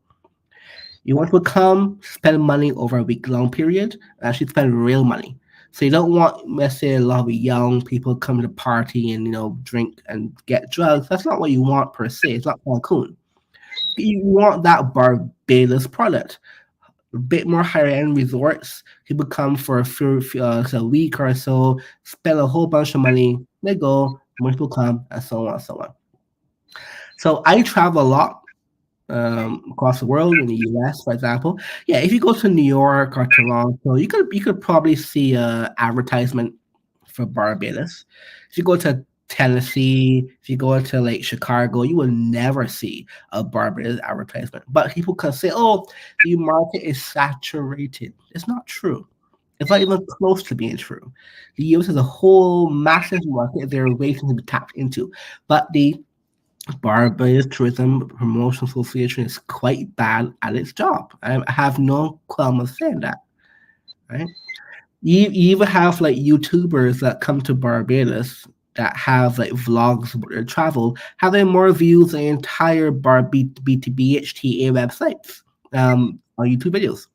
They are terrible at marketing the country. So don't hit tourism too hard when you realize that tourism isn't even allowed to be tourism in terms of actually market share promotion and market getting. It is a corruption problem, it's a cabal problem, it's a bureaucracy problem. Well, that's a very interesting position to take. Um, Oh, and I'll go a step further and say, people talk about like oil as a natural resource. And there's no better natural resource than tourism, right? mhm. Why? Why do people come to Barbados? Because that's sun, sea, and sand. That's geography. That's natural resources. That is films economists said the bounty of a geographical location. That's your natural resource, right? And having good sun and sand is actually a lot more pleasant than having oil. So you can industrialize tourism as a proper market if you actually allow the things to happen and not restrict it from happening. So a lot of corruption involved in this problem, but you know, Yeah, well, as it relates to tourism, right? We have a couple of main source markets. So we have United States, we have United Kingdom, have and Eastern USA and you have East- London and yeah. Manchester. Be very careful of that. There's a very, very big distinction. Yeah. So my observation of government policy, uh, they are trying to develop alternate source markets for tourists. So we had the development of the South American market. We had corporate airlines. We had some other South American planes coming to Barbados through the Ministry of Tourism. Um, they're now speaking about Air Nigeria and a couple of other airlines coming from Africa. So what possibilities are there for the Caribbean region by exploring these two alternate markets, be it South America and the African region? What could it mean for If us? you increase the market demand, but there's no supply, what's going to happen? Nothing will change. Mhm. Right. So, If you have 20 hotel rooms and then you have 20 people demanding rooms, you get 20 people demanding rooms. If you have 20 hotel rooms, you have 100 people demanding rooms, you only get 20 people demanding rooms. If you do not increase the supply, you cannot increase the revenue. mm, Also, I think it's actually quite nonsensical to go and target South America or Africa. Primarily because obviously, for one, for lack of different things, Barbados tourism services are normally pretty good, at least at good hotels. Unfortunately, they don't speak Spanish, not Portuguese, or nor Chinese, nor Arabic. They speak English only. When you go and target more and more in South and South America, it's not that much English you're going to get out. So therefore, when you come to Barbados, you're going to have very subpar service. you target the places you still have, but double down. Again, there's no Barbados ads in like Carolina, right? Or Vancouver, not really, okay, or Dublin. You have US has over 300 million people. You are never going to run out of people in the US to target for your product if they can get there. So Nigeria, okay, whatever. Brazil, whatever. Copa, first of all, that Copa. I used to live in Panama. That Copa flight is primarily getting people from Miami to Barbados, not South America. Miami, Panama, Panama, Barbados. Reverse. It's not South America, Panama, Panama, Barbados. It's primarily American still. So don't be misled by that flight. So when you realize that you can really target the US market, actually do the effort and target the US market. It's not only New York. That seems to be the only part of the US people care about. So there is no need for alternative markets. There's need for actually getting people into the market. Well, here's a question for you. Since you're saying that they will not target India, 1.5 billion people, Barbados has rich cricket history. 1.5 billion people, sure. A billion people are poorer than Barbadians. So you got 500 million as a relative target. Within that target, let's say about 10% actually can afford to travel to Barbados. And then within that target also, you're going down smaller, smaller, smaller, actually want to go to Barbados. So it's a people always look at these numbers and say, oh, it's a people. But there are less Indians that can afford Barbados than Americans. So my same point is you target America still.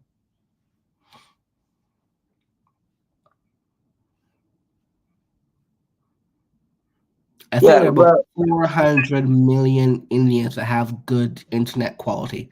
It's not really people that can afford to go and stay at Hilton or Silene. yeah, well, I guess that calls for a deeper discussion as it relates to the incomes of tourists and the incomes of the persons we target, and seeing how practical it may be to continue focusing on. But you made a very interesting point about the US, and the fact that there's a no shortage of persons who in the US that we could target.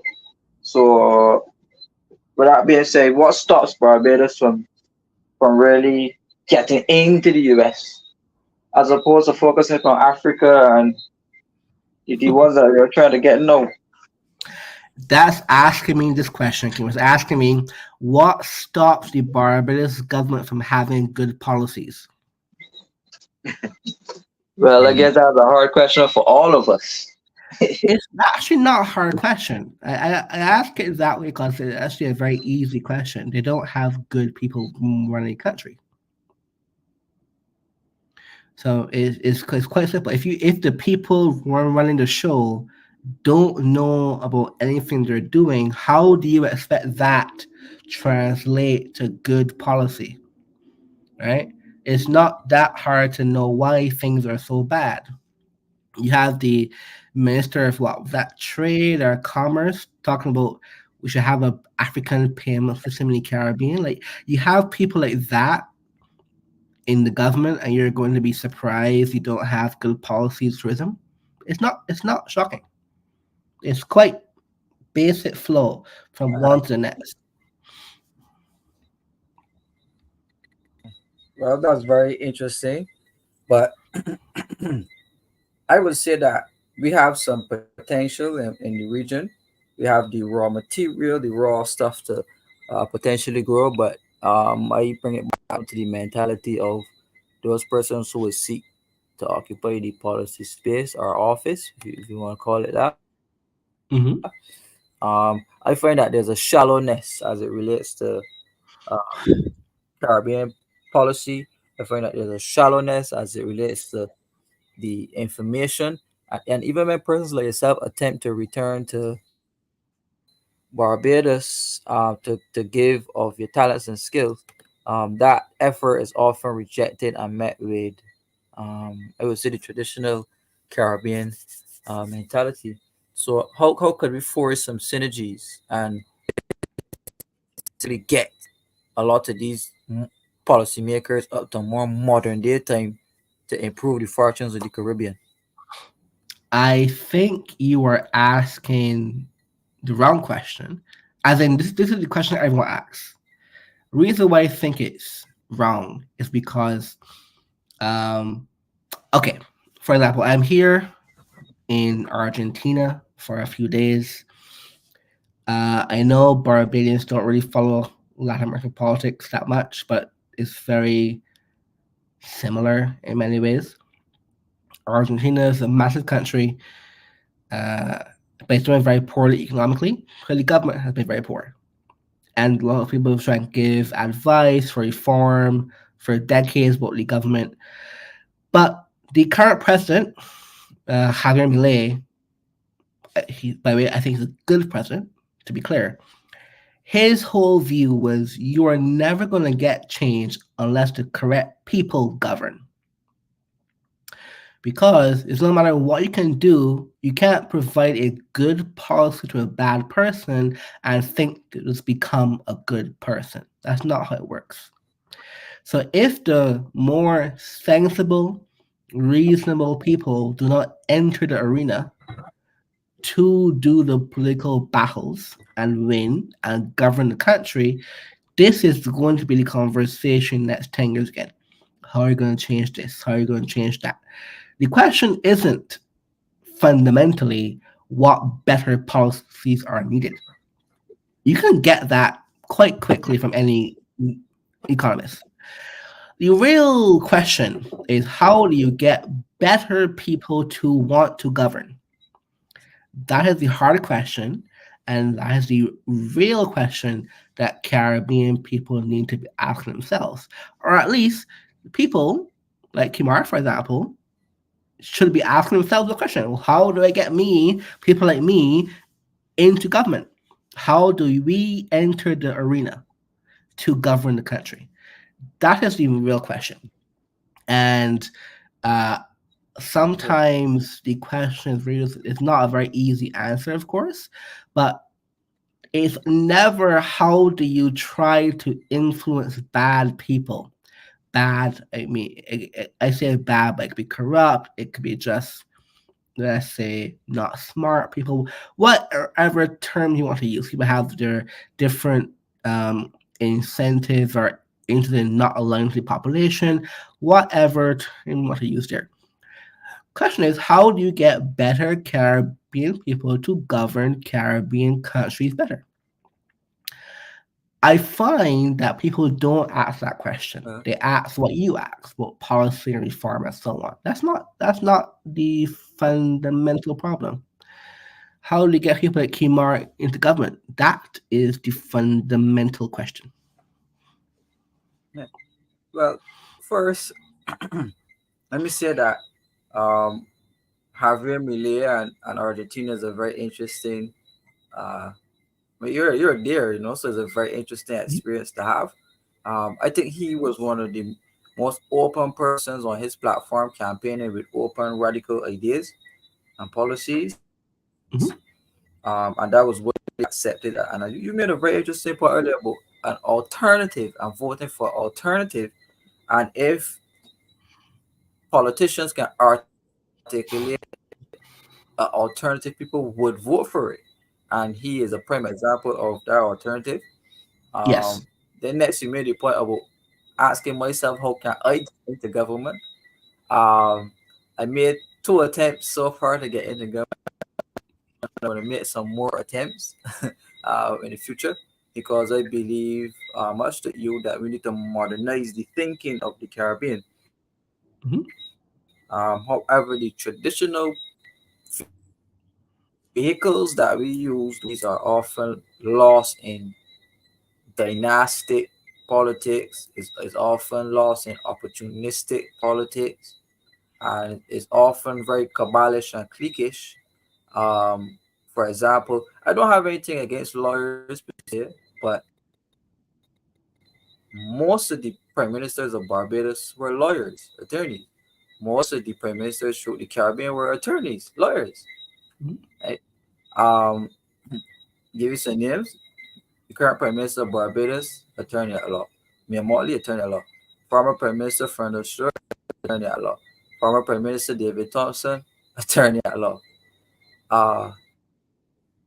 Former prime minister Tom Adams, attorney at law. Former prime minister Grant Adams, attorney at law.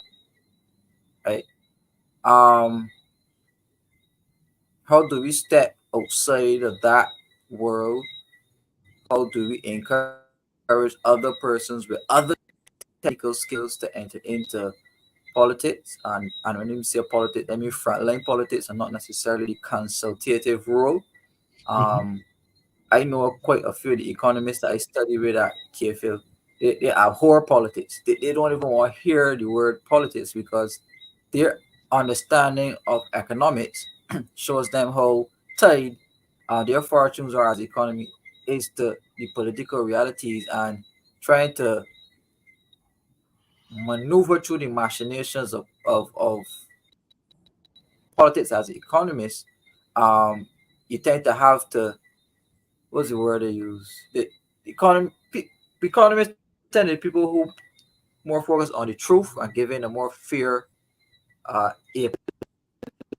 perspective, but most of the people I speak to say that if they do anything, they're gonna have to take on a more collective opinion as opposed to giving a straightforward truth. But I often tell them that's not so. That's your perception that Yeah, all question. The, politicians the tend to be current, the lawyers current, um, or the current president of Argentina, Javier Milei, he's an economist. He was able to win. yeah. Sorry, go ahead. You were saying something. No, I was saying that the Javier I was Milei, the current president of Argentina, he's an economist, pretty radical one. And he was able to yes. win. Now, I don't have actually an issue with the lawyer aspect. The professional background to me is actually really not that important. I think, for example, Tom Adams, lawyer, was a reasonably good person when it comes to economic matters. The whole point of governance is to create a good team. The actual person itself is not that. It's not necessarily needs to be super knowledgeable economic matters. That's not what I'm saying. However, it just happens. For example, in the UK, all the prime ministers of the UK for the last like 30 some years, 40 some years, have all done one degree, PPP, politics, philosophy, economics, at Oxford or Cambridge. That doesn't mean they're government any better. It doesn't mean that some countries have a particular cultural phenomenon where the leaders are from a particular branch of theory, but that branch can go in many, many ways. And even in Colombia, the president is normally an economist, but it's still a very bad run country. In Barbados, in Caribbean, it's mostly a lawyer. In England, it's also PPP from Oxford or Cambridge.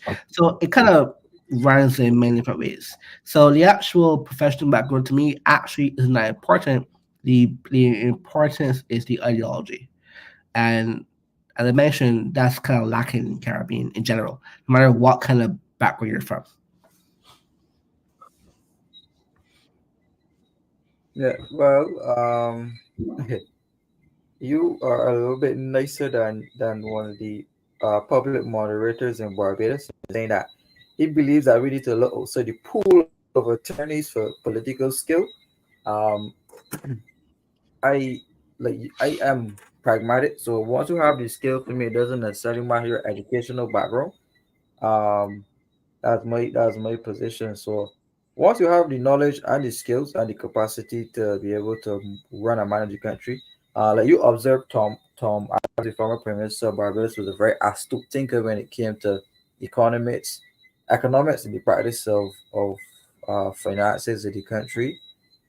He's a very excellent study for those persons who may want to Or for our people understand always in financial the matters. Caribbean, people always point to Singapore as a good example. Lee Kuan Yew was a lawyer. He was not an economist. He just knew a lot of economics, but his professional background, he did law at Oxford. Yeah. Well, uh, our borrow of Barbados was like that as well. They too shared ideological. They both shared ideologies. But No, unfortunately, I the would not culture of say that. Singapore is They're not very, very culture. very different ideology than drafted with. Great. Two, It's they're two it's different my like, it's one countries, of those things that ideologically different there's cultures. a very big overlap in our speaking here.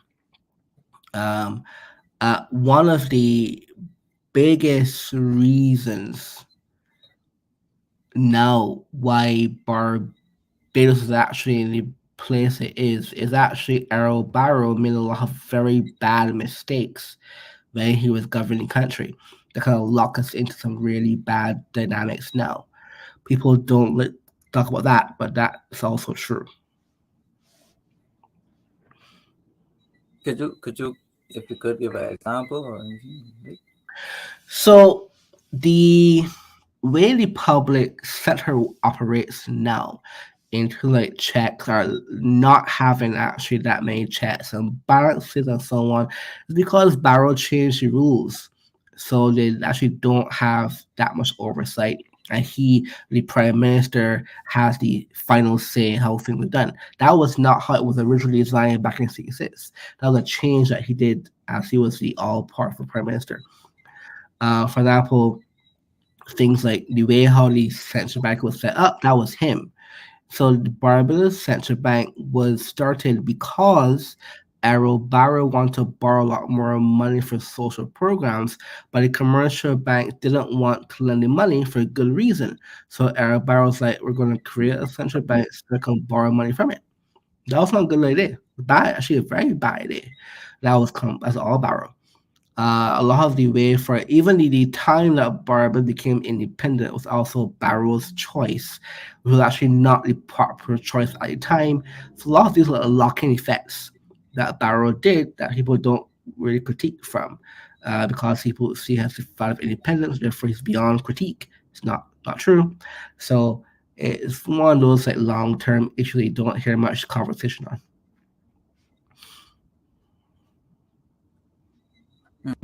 Well, I'm sure on here that statement Full would have ruffled some feathers. Uh, having a just give me a sec. Having a bit of a glitch. Yes, you hear me well now? Yeah,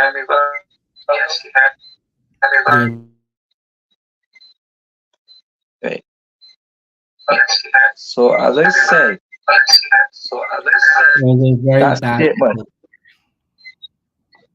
should be better now.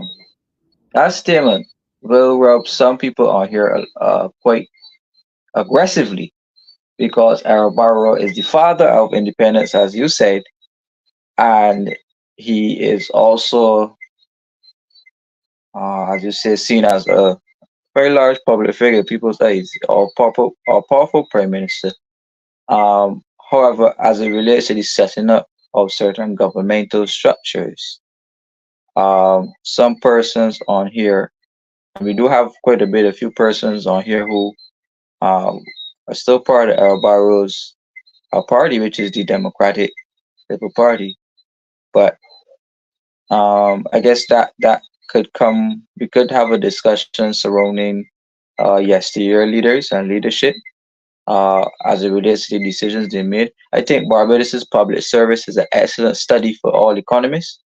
Um, a lot of persons don't understand the origin of the problems in the public service and how the management of the public service, which is traditionally an economic issue, it has been politicized to the point that the way it functions, it has become a problem for the management of a modern day economy. So I don't the think it's an economic issue at all, Kimar. It is and always will be and should be a political issue, right?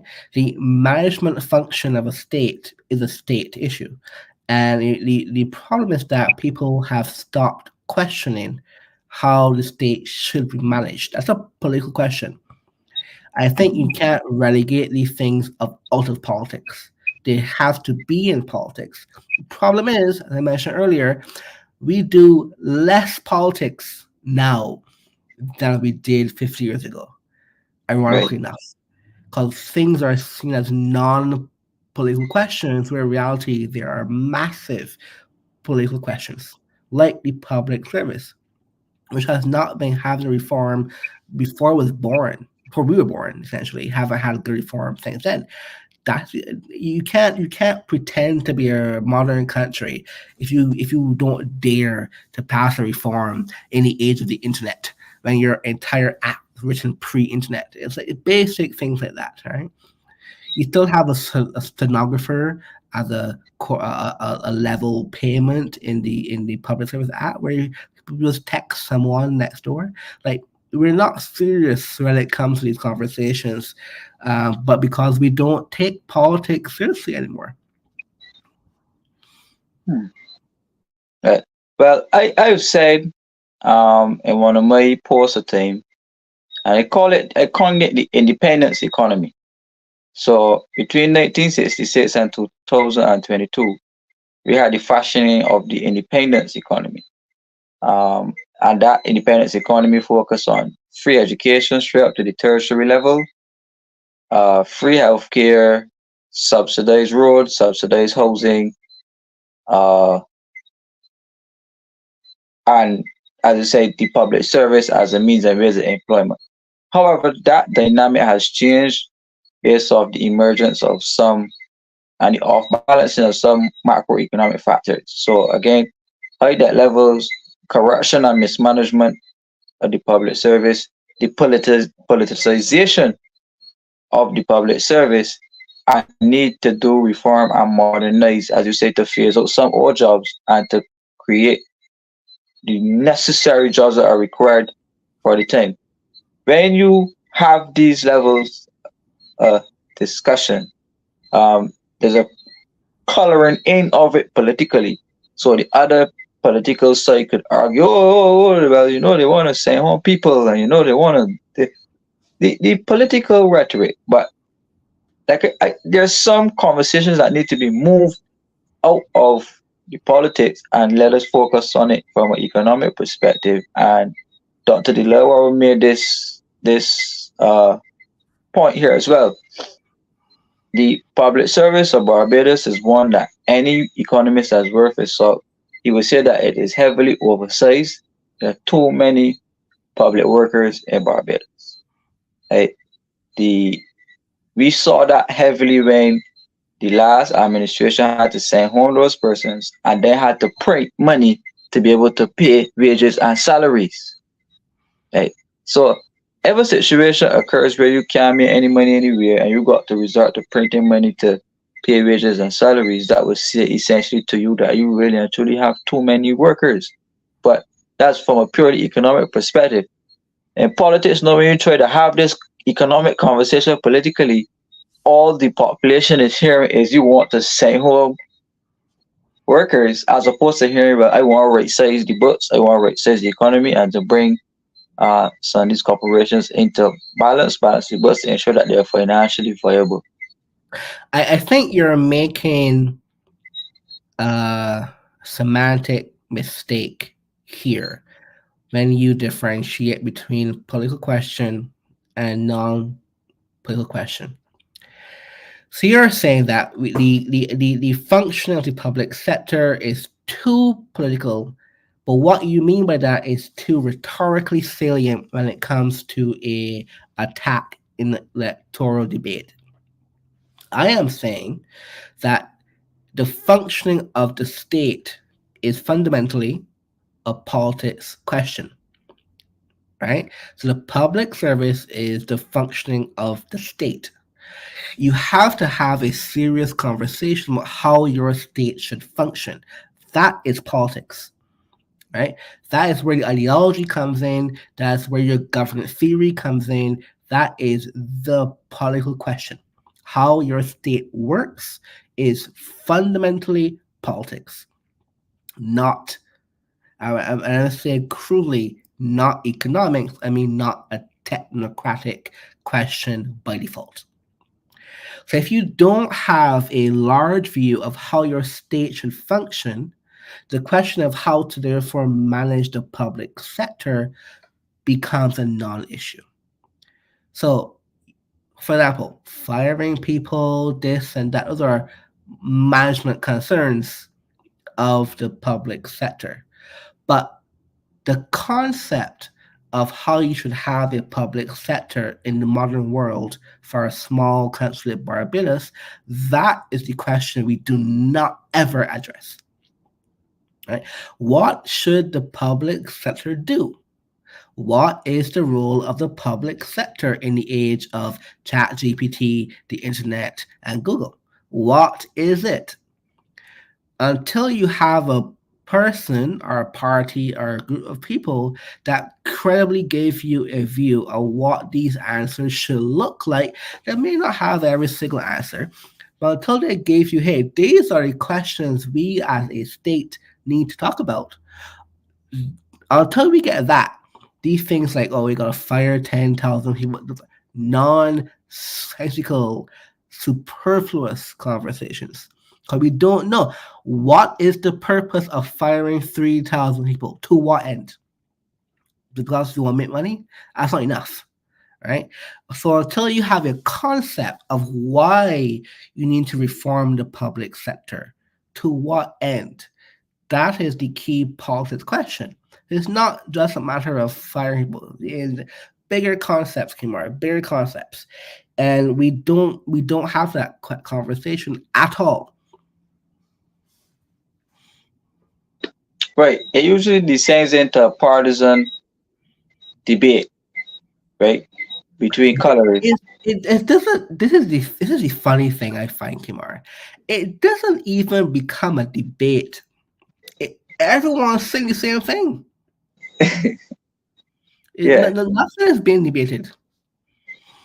Okay. Well, well, but that's a sad perspective for a country like Barbados, where you can't differentiate ideologies, you can't differentiate rhetoric in between uh, political organizations, and not only political organizations, but even like NGOs, even like the churches, even like some of these societal organizations that are supposed to be observers, commentators, participants in the state, whatever.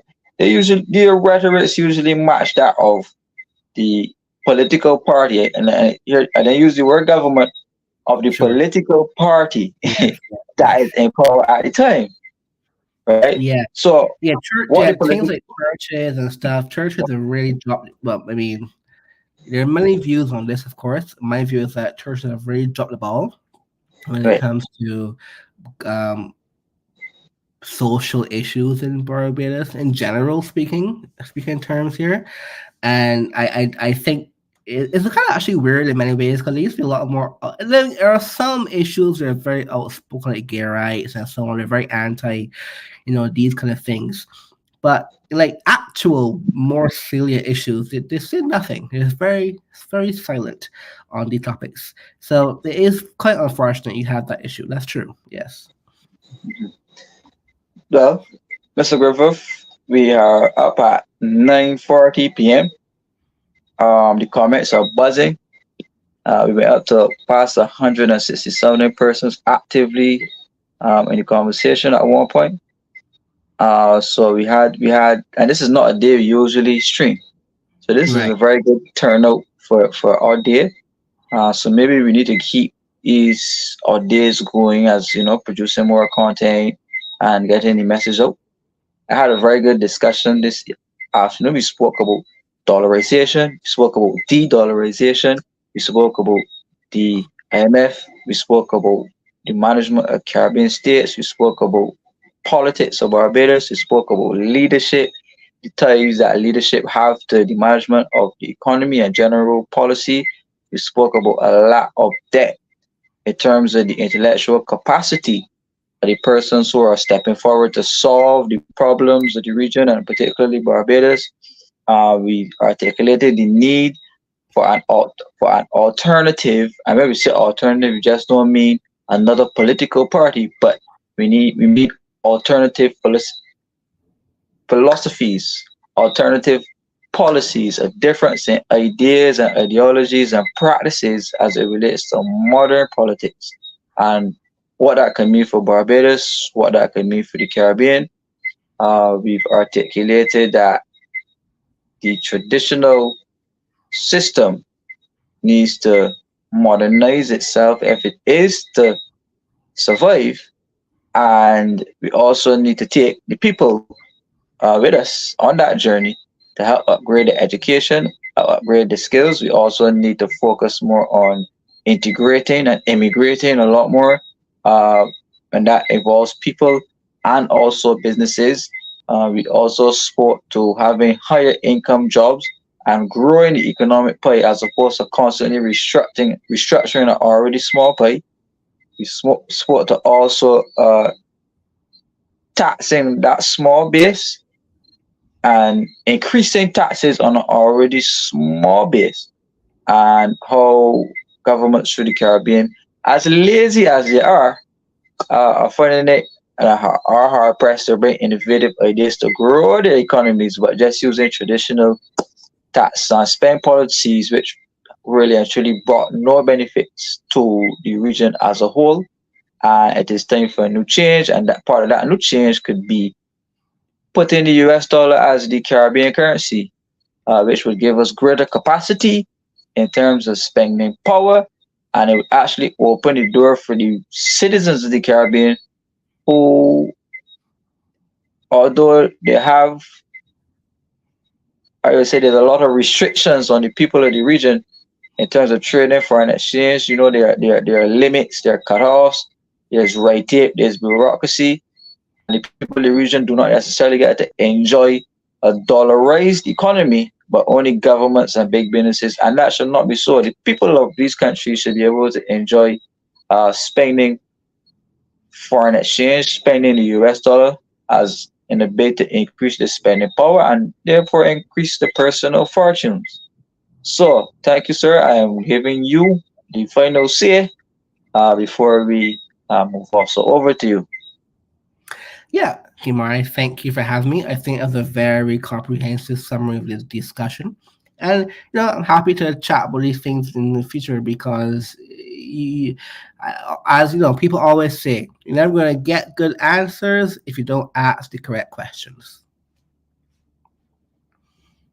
Right. We have Pedro who had one last question. He said, have you all spoke of the working class?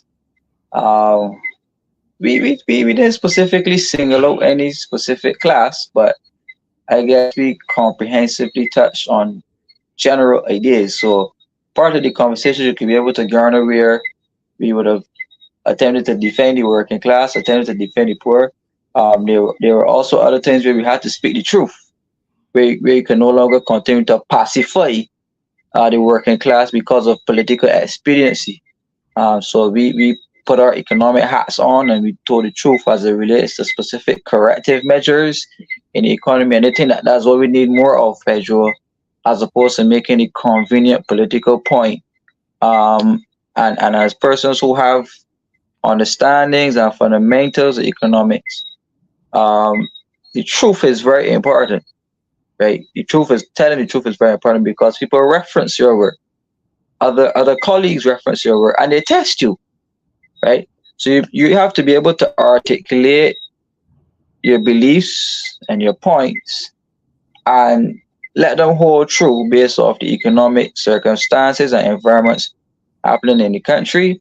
And Rasheed put forward his points very forcefully and very truthfully. And therefore, we express our admiration for what he would have shared on the show because not many of them will. We made the point that the economist at Cave Hill disappeared from the conversation. Right? So if we could get more persons like Rasheed who are living abroad, he's here from Argentina tonight.